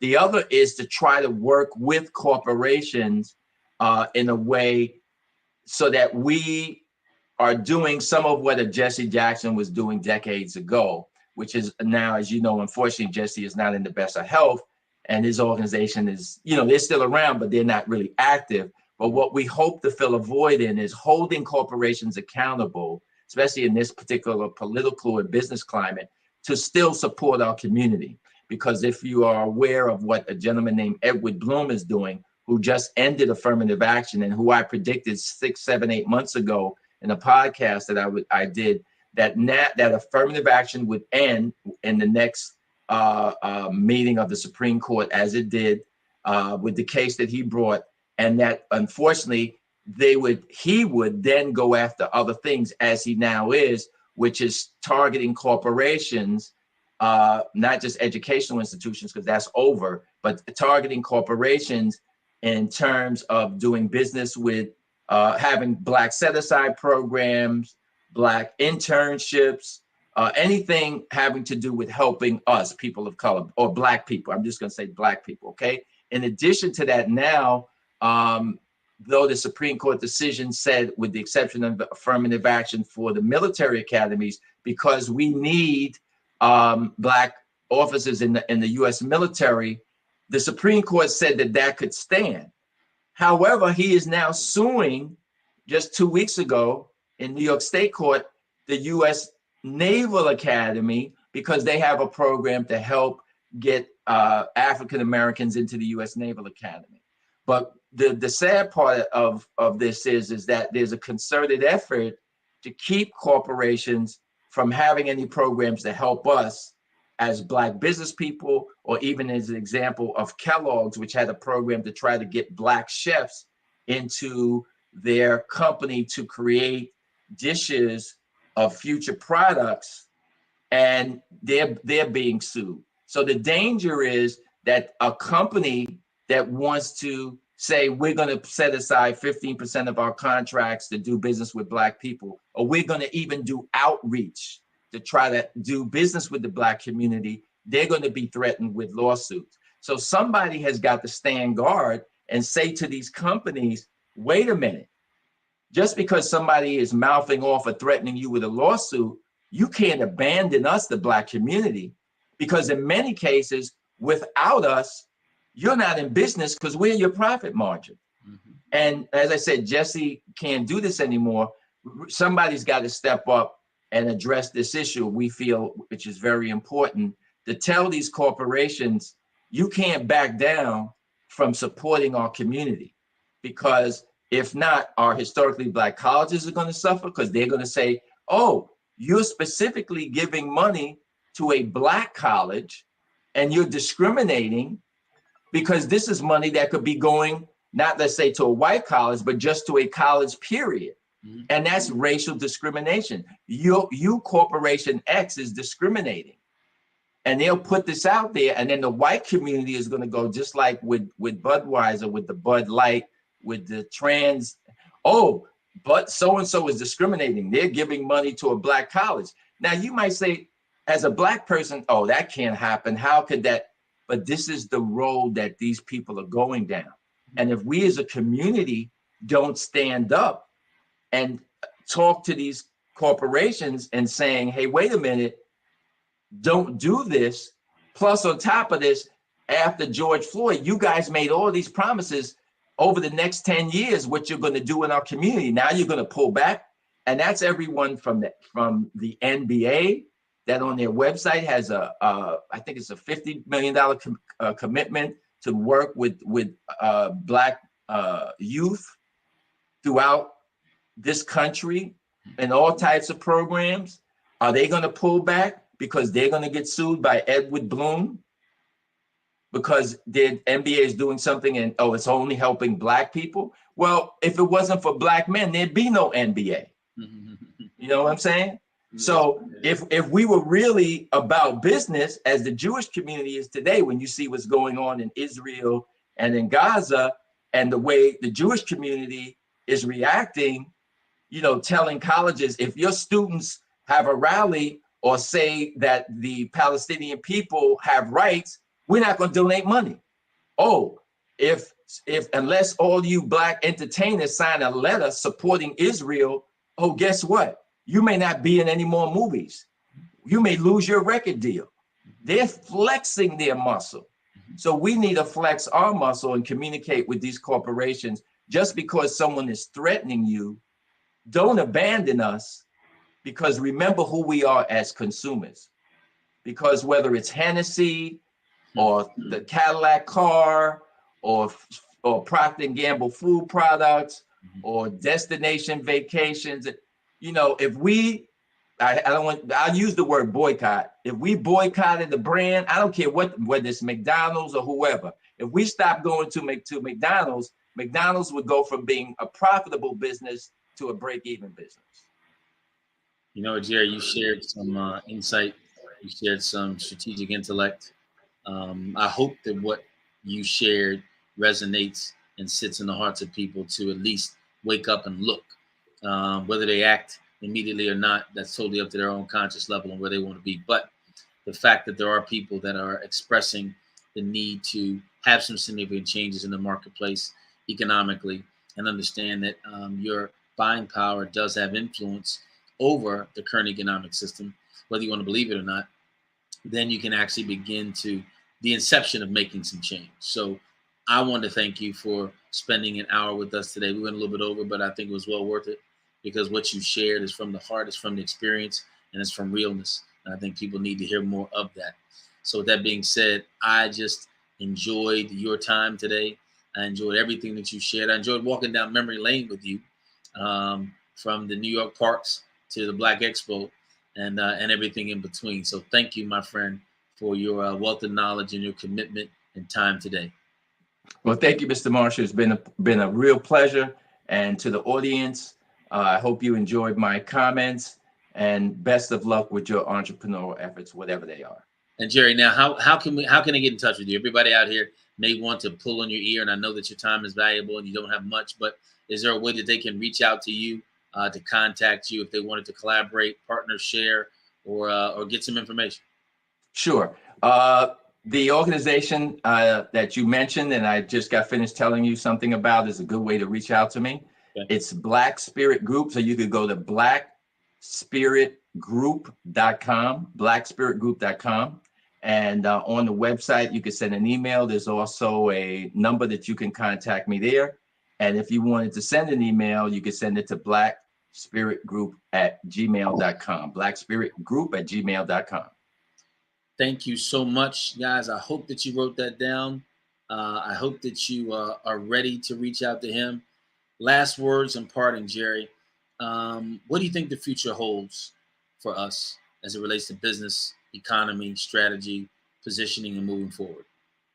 Well, I think we're in the best position that African Americans have been in. Number one, financially, we're in the best position in terms of opportunities, whether it's doing business with corporate America or launching a business, because of the access to information and the fact that we don't have some of the encumbrances that we had 20 years ago, 30, 40, 50 years ago.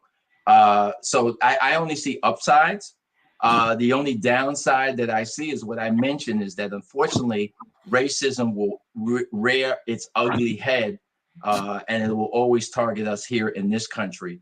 And we have a movement by certain individuals, and I called them out, Edward Bloom specifically, and there's some political movements as well on the right that fund him and fund others that are attacking our progress. And of course, there's numerous examples. You know, there's a fund out of Atlanta with Keisha Knight Pulliam that was on the Cosby Show, who I know, and another young lady who I don't know out of Atlanta, funded to try to help Black women amongst themselves network to get a grant to get their business off the ground. I think the maximum that they give out is $20,000, and they got sued because they're saying them Black women creating a fund to help other Black women is discriminatory.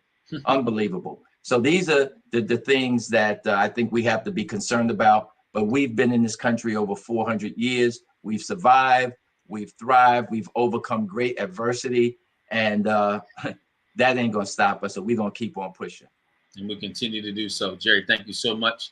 We appreciate you. Jerry Roebuck sharing his wisdom, knowledge, and mindset with us today. It makes us better. It makes you better. Jerry, thank you for joining us. Thank you. Thank you, Mr. Marshall. You got it.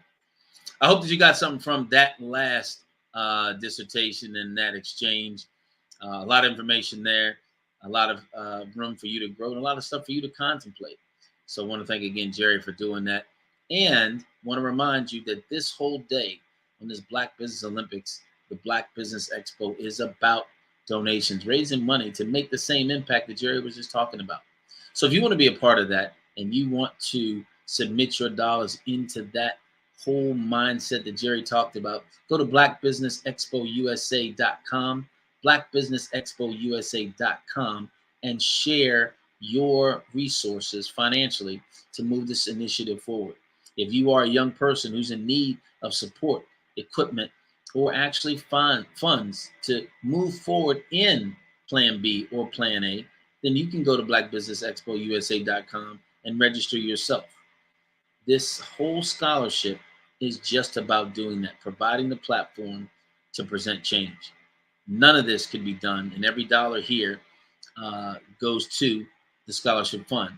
But you can't do that without sponsors, people who believe in what's going on with Dr. Kelly and everything that they're doing here. And those companies are NC 100, Moody Capital Partners, Suede Soul, Lotus Ritchie Coaching and Training, Carolina, Virginia Minority Supplier Development Council, Step Management, Barbara H. Smith, LLC, Margie McLean Foundation, Incorporated, Genius is Common, Earth Essentials, Melanie Shami Global, Melaine Shami Global, Executive Women Success Institute, The Quality Coaching Company, Superwoman Business Services, Creative Force Studios, Lee Entertainment, Artistic App Design, and Black Business Expo USA. Genius is common. I'll see you on the other side.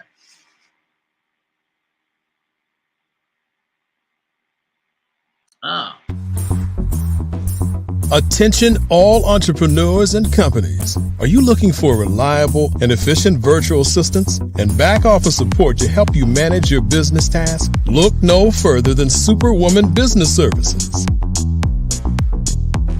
Our team of virtual assistants provides a full range of administrative support services, including operations management, social media marketing, and much more.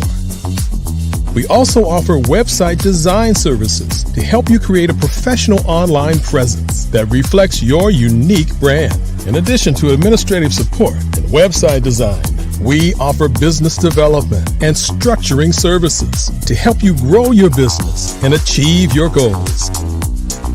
We'll work closely with you to identify areas of improvement and develop a customized plan to help you reach your full potential. At Superwoman Business Services, we understand that running a business can be overwhelming and time-consuming. That's why we're here to help you fly high and achieve success. Our virtual assistants are highly skilled, experienced, and dedicated to providing you with the support you need to thrive. Come fly with us and take your business to new heights. Let us help you become the superhero entrepreneur you are meant to be.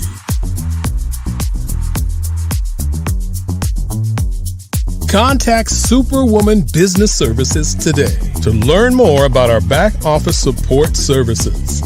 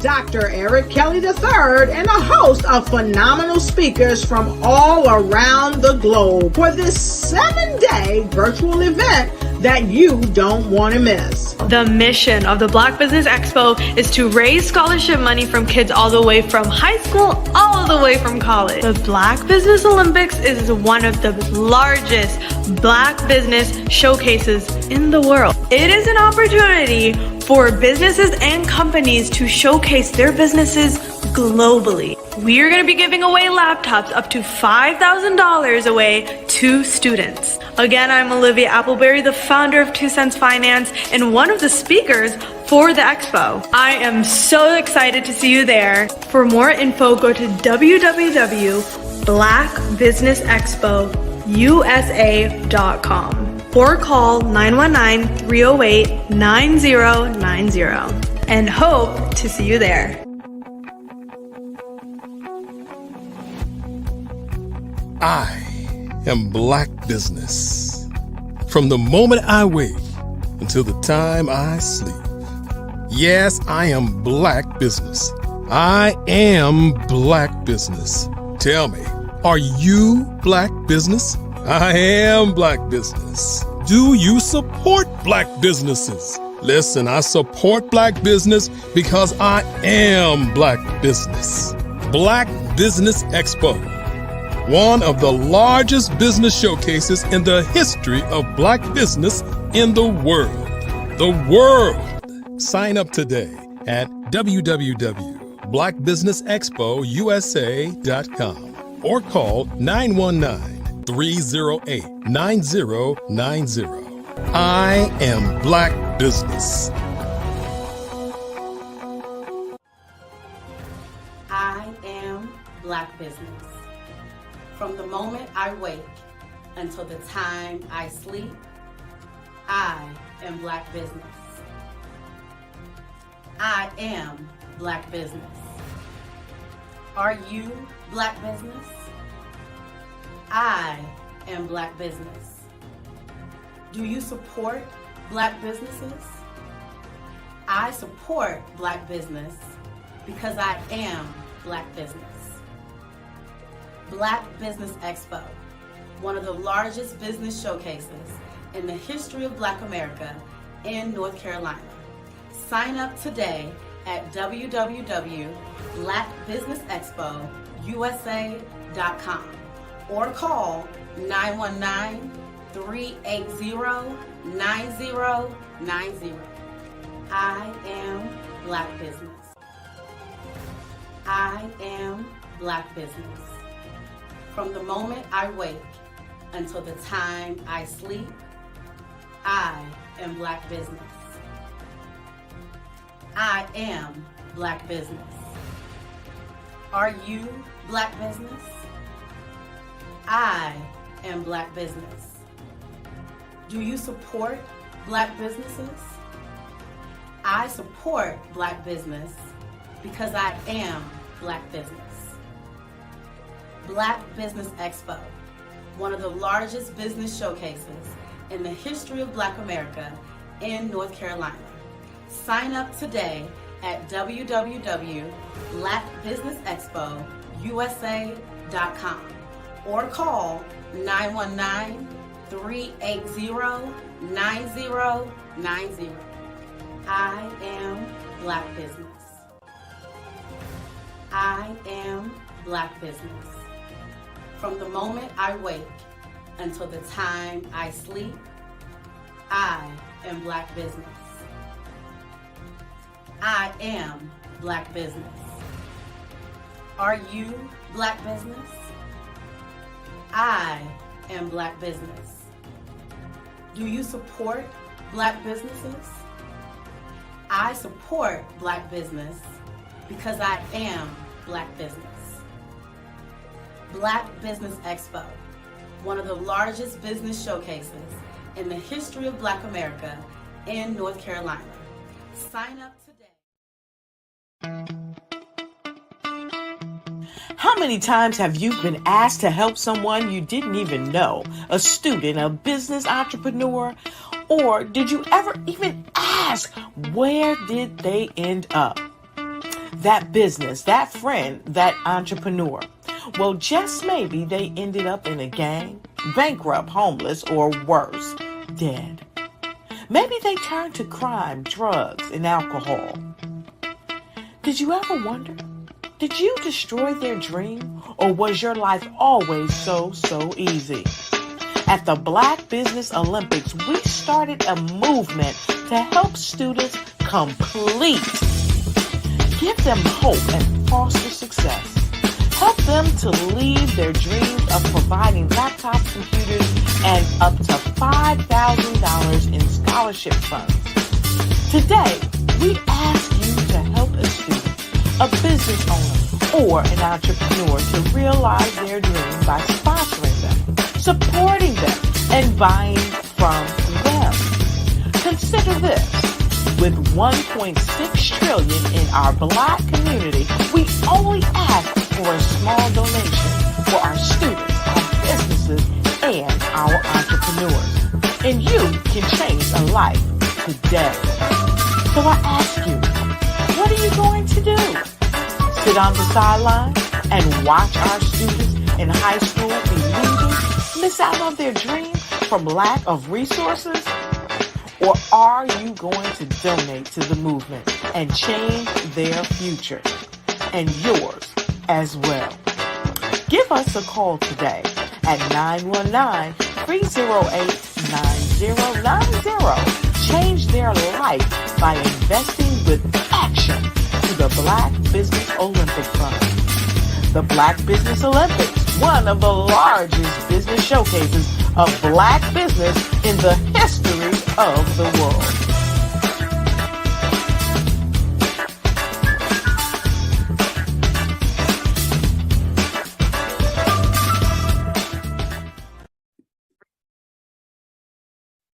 Hello, I'm Dr. Madeline Ann Lewis, President and CEO of the Executive Women's Success Institute.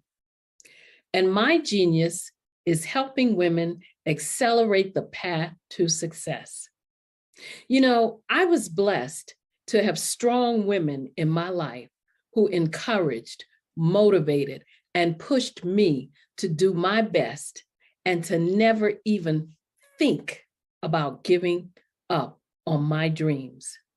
So I say to women, we must show up to rise up. We have talents and potential, but who will see them if we don't speak up and get noticed? I know that women are a tremendous resource on this planet, and there is nothing more fulfilling than helping a woman tap into her full potential. I do this because I want to be a part of helping as many women as I can to show up, to rise up. I do this because genius is common.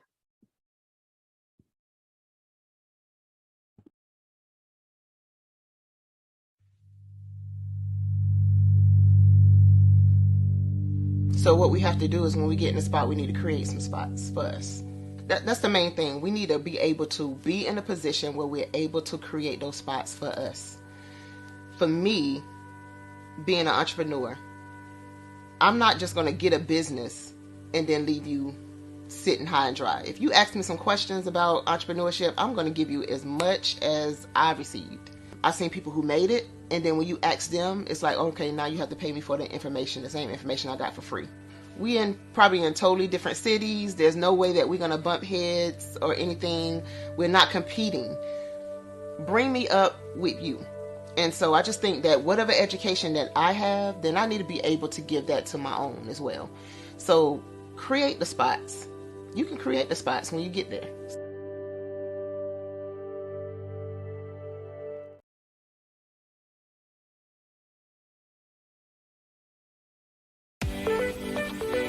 You are in the right place at the right time.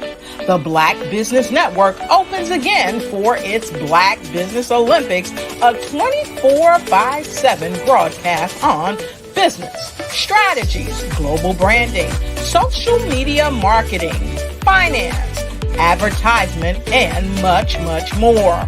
Featuring the top, most powerful entrepreneurs and speakers and thought leaders from all around the world as they gather together for this phenomenal event.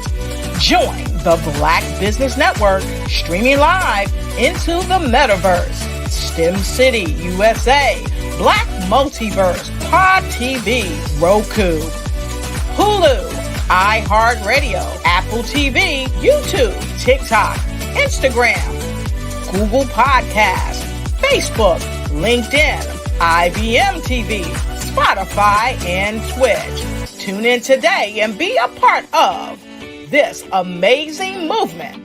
The Black Business Olympics welcomes you.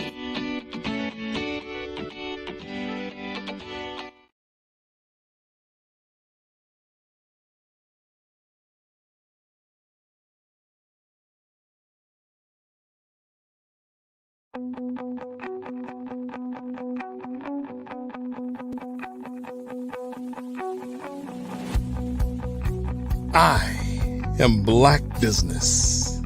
From the moment I wake until the time I sleep. Yes, I am Black Business. I am Black Business. Tell me, are you Black Business? I am Black Business. Do you support Black businesses? Listen, I support Black business because I am Black Business. Black Business Expo one of the largest business showcases in the history of Black business in the world. The world! Sign up today at www.blackbusinessexpousa.com or call 919-308-9090. I am Black Business.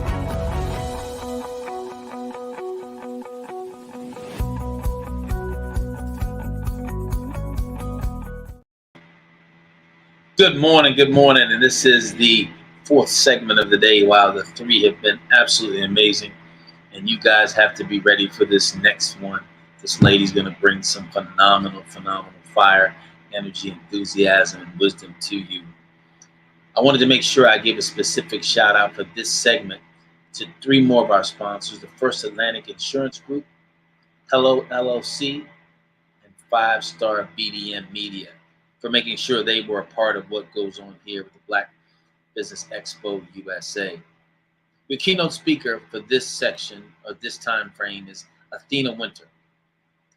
Athena is the CEO of GT Divine Dazzle Collection.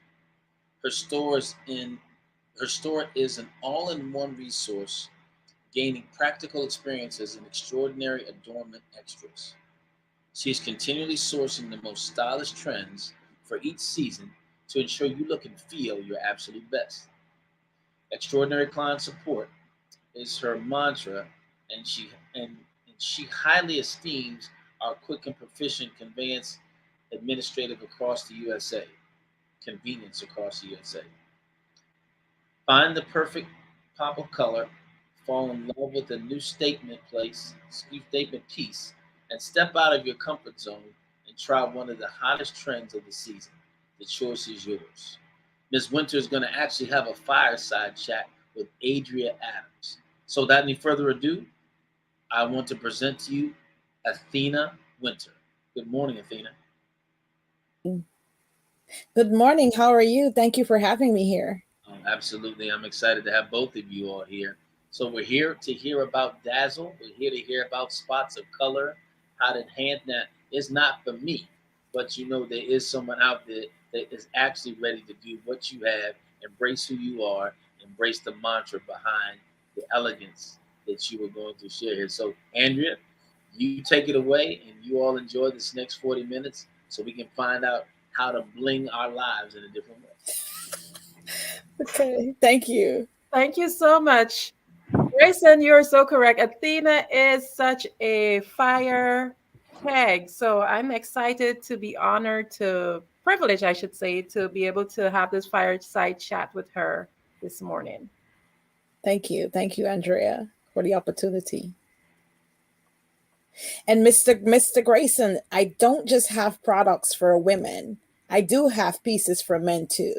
Oh, so men can bling too. Okay. Well, yes, sir. I got to sit here and watch. I got to find out what the men's bling is all about as well. Yes.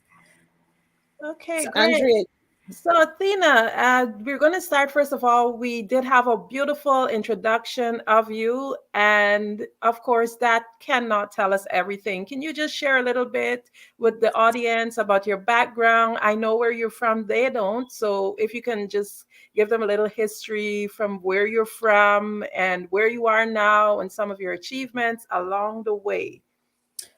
Okay, no problem. My name is Athena Winter. I was born in Guyana, South America. I am a dedicated mother of 4, a proud grandmother of 2. In addition to my family roles, I am honored to be married to an Army veteran, which has given me a deep appreciation for service and sacrifice. Professionally, I serve as a care navigator in the state of Michigan, assisting individuals with their healthcare journey. Beyond my career, I am a passionate entrepreneur, owning businesses in the jewelry and kitchen essential industries. My life is a radiant balance of family, service, and business. I cherish every moment of this diverse journey. Amazing. Wow. So I'm just excited to dive into a little bit more because you not only have your businesses, but you also work. So can you share from a business perspective, maybe somebody who's working a full-time job, but they want to go into business? Can you share with them how you're able to balance it? And would you encourage them to do the same?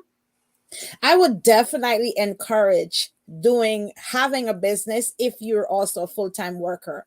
Balancing business and work has to do with time management and discipline. If you don't know to manage your time, you will not be successful of doing this. One way of balancing your time is setting timers. I have timers on my phone that goes off in the 30 minutes increments, and that's how I achieve different tasks and goals throughout the day. It's necessary in today's world to not have what we would say back in Guyana, all your bags in one, all your bottles in one barrel. You want to have different options and opportunities to create generational wealth for your family, especially if you're a mom.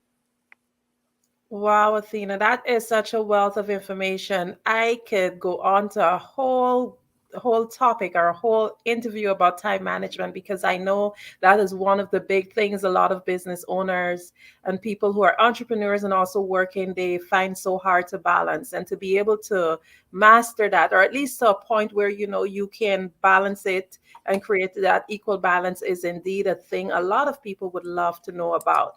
But we're not going to go there now. What we want to know is your businesses. You mentioned two business. Yes. Could you share with the audience a little bit about both? Both of my businesses are in the category of multi-level marketing businesses, because I believe that people want to have that interpersonal communication. And because of the age we're in, again, everything is what we call digital, and we're losing that communication aspect of talking one-on-one with individuals and empowering each other. So I love the model of multi-level marketing. I have one business that focuses on empowering women. I am a survivor of domestic violence, so I advocate for women who are going through domestic violence situations, or who have gone through, to help them to rise from that adversary. I also have another component of my business, which is cooking. I came from a family of cooking, and my grandmother and my mother, they have all these old Guyanese recipes that I incorporate in my lifestyle now. So I have a business where I sell essentials for your kitchen, utensils, pots, blenders, juicers, to help you have a healthy lifestyle. I even have a little part of it where you can have shakes and different things that you can incorporate to help your children eat fiber, because it's difficult to have children eat fiber and vegetables naturally. So we have the powdered form in that company that you can incorporate in your dishes to help your children have a balanced meal also. So I share 30 minutes to an hour recipes that if you come home from work and you are busy, you can just pop on a nice healthy meal within 30 to 45 minutes. So that's both of my businesses. That's so wonderful. So we definitely would be trying to learn more about this as we go on throughout this interview. So one of the things that we want to know is what caused you to go into this line or choose this line of work? When the pandemic started, Andrea, prior to COVID, I thought I wanted a healthcare career. I wanted to climb the ladder. I'm like, okay, this is what I want. I'm passionate about taking care of patients. But when COVID came and I was furloughed out of my job, that was an eye opener that, you know what? You cannot just have all your eggs in one basket. You need to figure out how you can take care of you and build generational wealth, and your future is not in somebody's hands, where somebody can wake up tomorrow and say, you no longer belong here. And that's how my business is birthed. I also, one thing that drives me also, because I am a domestic violence survivor. I was once homeless. I had nowhere to live. I struggled for food. I didn't know where my next meal was coming from. So I always have this mindset that I will never go back there. So I always set up myself to cushion me in the event that I would never have to want again. Amazing. I've had the honor of working in business with you, and I can say and I can attest that you are a wonderful leader. But I want you to tell me, what do you believe is your strength in terms of being a business owner and a leader? What are your strengths? I would say consistency, perseverance. I fight. I don't give up. Those are all strengths that I have. That propels me to keep going. I believe in being a transparent business owner. Especially in social media world, people see beyond the camera. And when you go on social media, you don't want to put up a show that, oh, I have it all going on. You want to be transparent to connect with your audience, because there's somebody out there that wants to know that you are like them. So I think my strongest strength or quality is my transparency. I show up being authentic, Athena. Wow, you just went ahead of me because I had all intentions of just grabbing that information from you as it relates to social media. Over the past few days, we've been trying to help our audience to learn a bit more about social media and networking and so forth. And I know you might try to be very modest with this, but I consider you as one of the queens of social media and networking.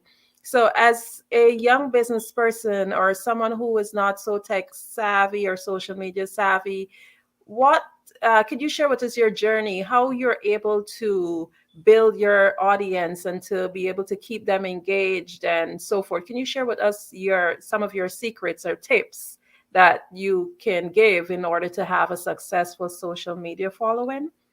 Absolutely. So I have heard people say, Andrea, I'm private. And I want to say this up front, disclosure. You can't be private and have social media accounts. That's not what social media is about.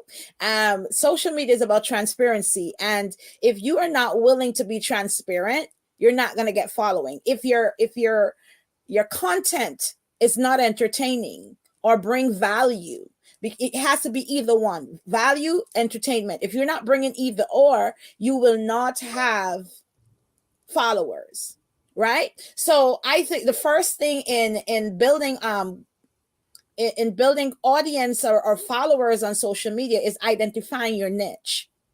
What are you willing to bring to your audience? What value are you bringing to your audience? Once you have discovered that, then you have to show up in that niche, right? For me, my niche is helping women rise above their adversaries, right? So I come showing up as a mom. I show up with my difficulties. I share little statuses along the day saying, well, I might ask a question. Hey, how do you handle a teenager who wants to have a girlfriend or a boyfriend? And there you get all the moms come in. And then I might change the topic a little bit and have a different target audience. So now I've just asked a question to engage moms, but I also want to engage stay-at-home moms. So I might talk about what is the best cleaner that you make at home that is not expensive out of pocket. What did you make in your kitchen that works perfect for cleaning? And then you might have another group of people come. So it's all about target audience and what you're trying to achieve. So identifying your niche is the first way to go in building your followers, and then knowing how to bring all of those people in that niche by asking the correct questions. Right now, social media, specifically Facebook, is monetizing in different ways. The first way to make sure that you're monetizing is to go into your settings and turn on professional mode. If you don't have on professional mode, chances are you will not be qualified for monetizing.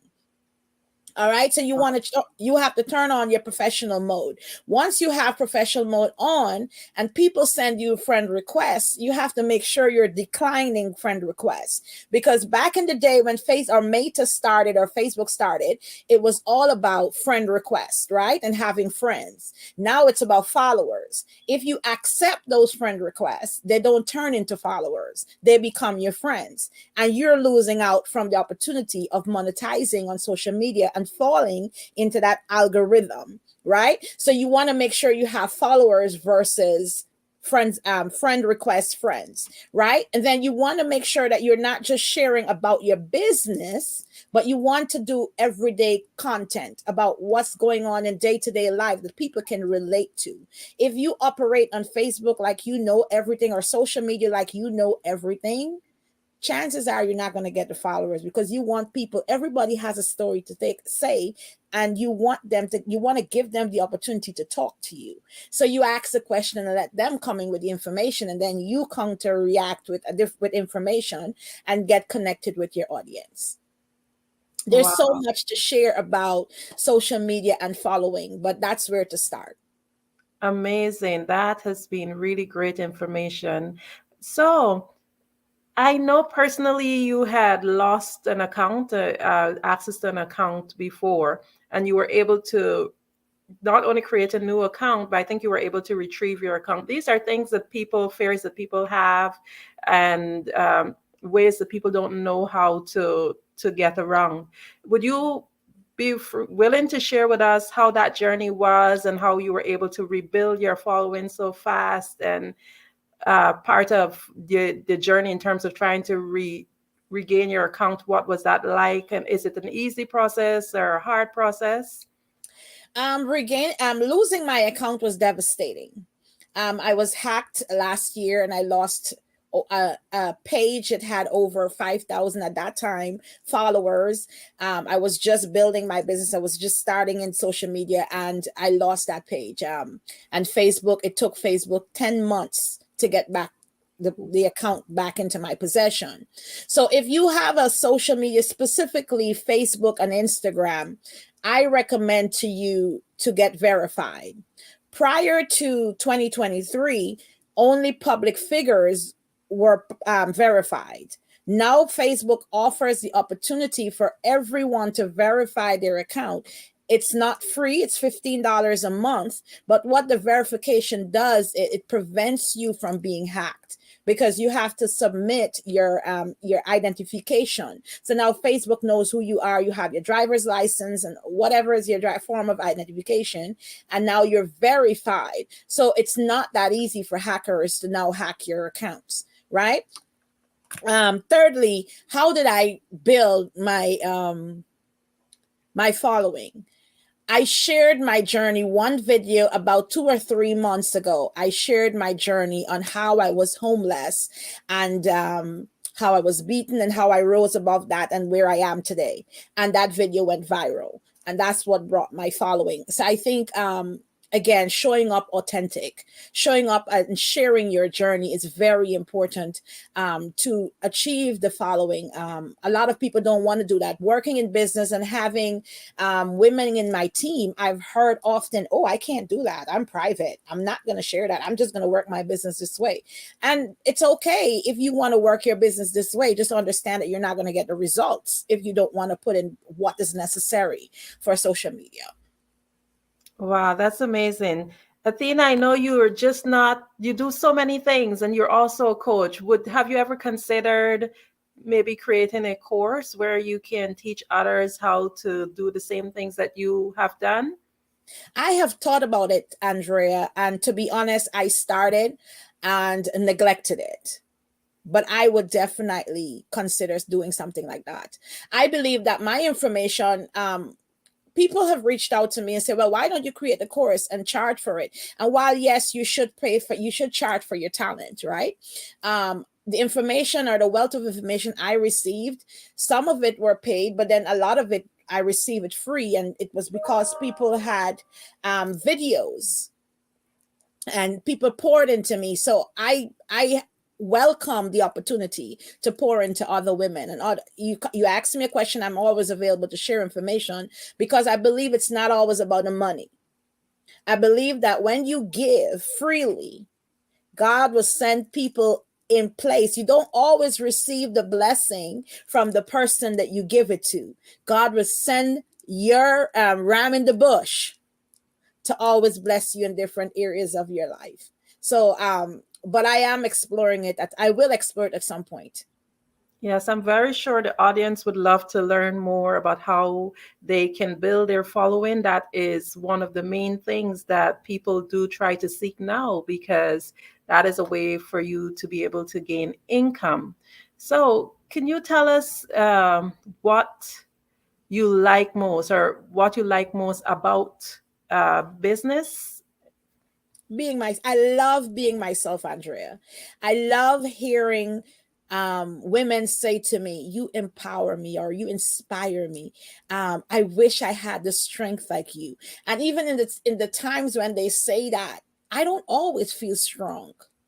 But hearing someone say that motivates me to keep going, and I just like the community. Gone are the days where we kind of hide what we go through, because coming from Guyana and coming from my culture, you just don't say certain things in public, but in today's world, I love the opportunity to express ourselves and connect with other women who may have gone through what you are going through, or you're able to pour into them, so I love the opportunity that I'm able to pour into other women and help them build their businesses. Amazing. So, what skills would one have to require in order to be able to be part of the business that you're in? And also, do you have competitors in your field? I am sure every business has competitors, but I believe in my mantra, there's money out there for all of us. Right? You have your network, I have my network. There's money in the pot for all of us. So I don't necessarily pay attention to competitors. As far as being qualified for the business that I am in and being a part of my team, before, when I first started network marketing, I recruited anybody, right? In this season, you have to have the mindset, right? It's all about mindset and being coachable. If you are coachable, you will get to the top. If you're somebody that feels, okay, I have a master's in the degree, or I'm a teacher, I'm a nurse, and you can't tell me this, then you need to stay in that lane. Once you are coachable, you will get to the next level. You have to always be the student in the room. And being the student in the room, you will gather all the information and tools you need to get to your next level. So I say that's the qualification you need. If you're coachable and you're consistent, you can manage your time, and you know what you want. You have a why. That's all I need, and I'll be able to work with you. Amazing, amazing. So, with as it relates to social media, I know a lot of people we still can't get enough, because it's like an ocean out there, and you see some people are making it up, and then for the most of us, we're there struggling on the low. So, can you share with us like the use of hashtags? So, do you use them? Are they helpful? They are helpful for your reels. Right now, if you want to grow quickly in social media, it's all about reels. It's all about making videos, turning your content into videos, short videos. Okay. And you have multiple apps that you can use to make your videos professional. You could start off with Canva, and Canva has an option for professional reels, and you can put your content upload your content into Canva and make your reels. It's not that difficult. And you can definitely make, like for me, people think I'm on social media every day, all day. I have like a Dropbox, a folder of videos that I just push out, and it looks like I just created it, but I haven't. Like the video you check on my page right now, you see I have on something totally different, but that video was created like last week, and you just repurpose it. Right? So it's all about, again, time management. And then if you want to grow your social media, you have to make videos. Hashtags are very important, but you have to pay attention to the professional dashboard in your Facebook account. And when you go into professional dashboard, it actually recommends the trending hashtags. Creating your own hashtags, that's good and dandy, but you may not be visible. right? So you want to pay attention to the trending hashtags that Facebook is recommending for you to use. Also, you have to pay attention to the trending songs. The trending songs now, before when you go into Facebook and you hit create a reel, you would see it would say trending songs and list it. Now, when you go into Facebook and you create a reel, the trending songs have like a red, almost looks like a lightning symbol.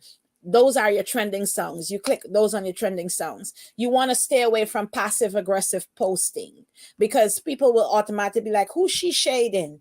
Why is she you know what I'm saying? So you want to stay away from passive aggressive posting, because that will lose followers. It will take you out of the algorithm, because people will just go like this. And once Facebook recognizes that people are just scrolling past your videos, they will be like, okay, this is not a content that's recommendable. So you want to always make sure that you are not passive aggressive in your posting. Wow, Athena, we are about to wrap up pretty soon. I'm going to ask you one last question, but I mean, we can talk for the entire day. You have a wealth of information, so definitely you have to come and join us again on our Absolutely. network. So I'm going to close by asking, why is it important to cultivate a community on social media platforms? Mental health is real, Andrea, and a man cannot be an island. And let me just use this analogy. Even in the Word of God, Jesus asked Simon Peter to push him into the water. Do you remember when they went fishing? He pushed him into the water. Jesus, a powerful man like Jesus, could have gone into the water on his own, but he needed a push, right? So why we don't want to have pushing from each other. That's what a community does. It helps to motivate you and push you to your next level. We are not too big or too what was the word? Word is not coming, but we're not over being pushed. So I say a community is necessary for growth. A community is necessary for support. And a community is necessary for you to help get to the next level and learn from each other. So do not despise people saying, I want to push you. It's very important, because even Jesus was pushed.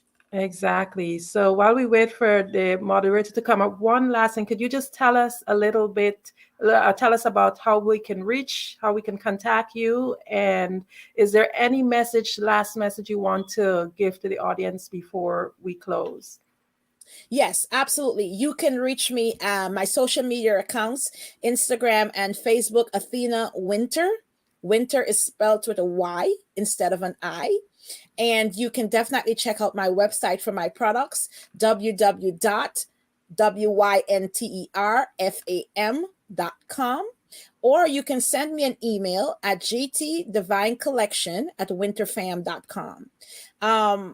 And my encouragement for you today is, if you can go to a laundromat and drop off your clothing to be dry cleaned, and you trust that process, right? You go into a car wash and you put your car in neutral and you have that car cleaned and you trust the process.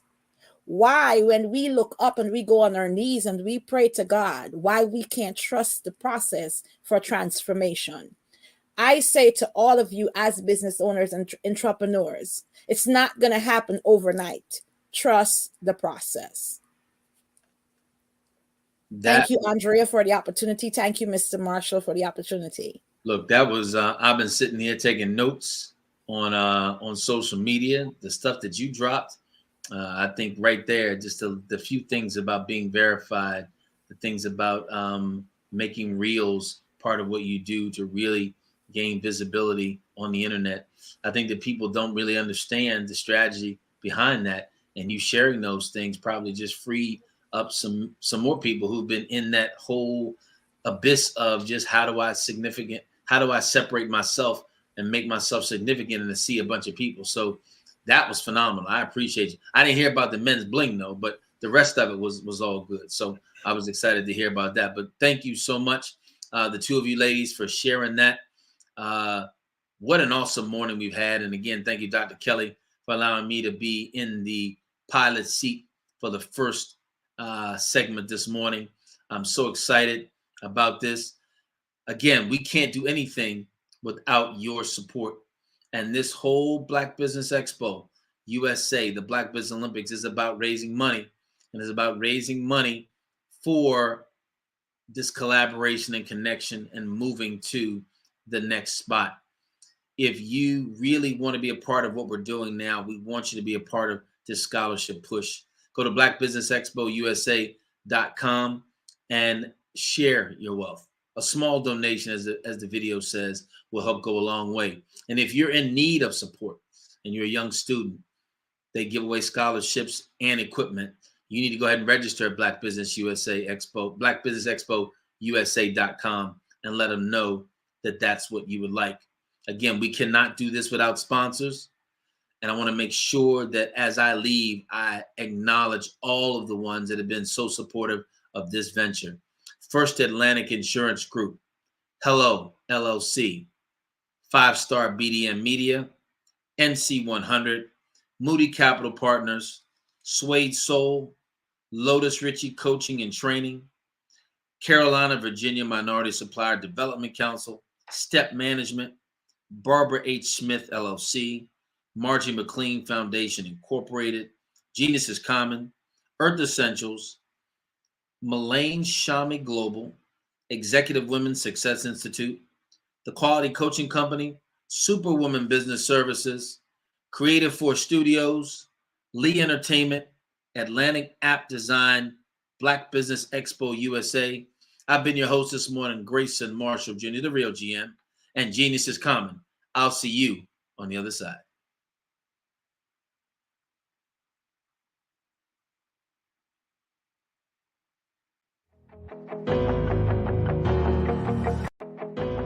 I am Black Business. From the moment I wake until the time I sleep, I am Black Business. I am Black Business. Are you Black Business? I am Black Business. Do you support Black businesses? I support Black business because I am Black Business. Black Business Expo, one of the largest business showcases in the history of Black business in the world. Sign up today at... Hello, I am Dr. Eric Kelly III, the visionary strategist and founder of the Black Business Olympics. I invite you to showcase your Black-owned businesses on the Black Business Network global stage. The Black Business Olympics is a global Black Business Network platform that propels Black-owned businesses into the international spotlight. By showcasing your business on the Black Business Olympics platform, you can reach a worldwide audience of potential customers, partners, and investors. You can also establish yourself as a thought leader, an expert in your field, attract lucrative partnerships, and more speaking engagements. In addition, the Black Business Olympics platform provides a valuable opportunity to connect and collaborate with like-minded entrepreneurs and business professionals from around the world.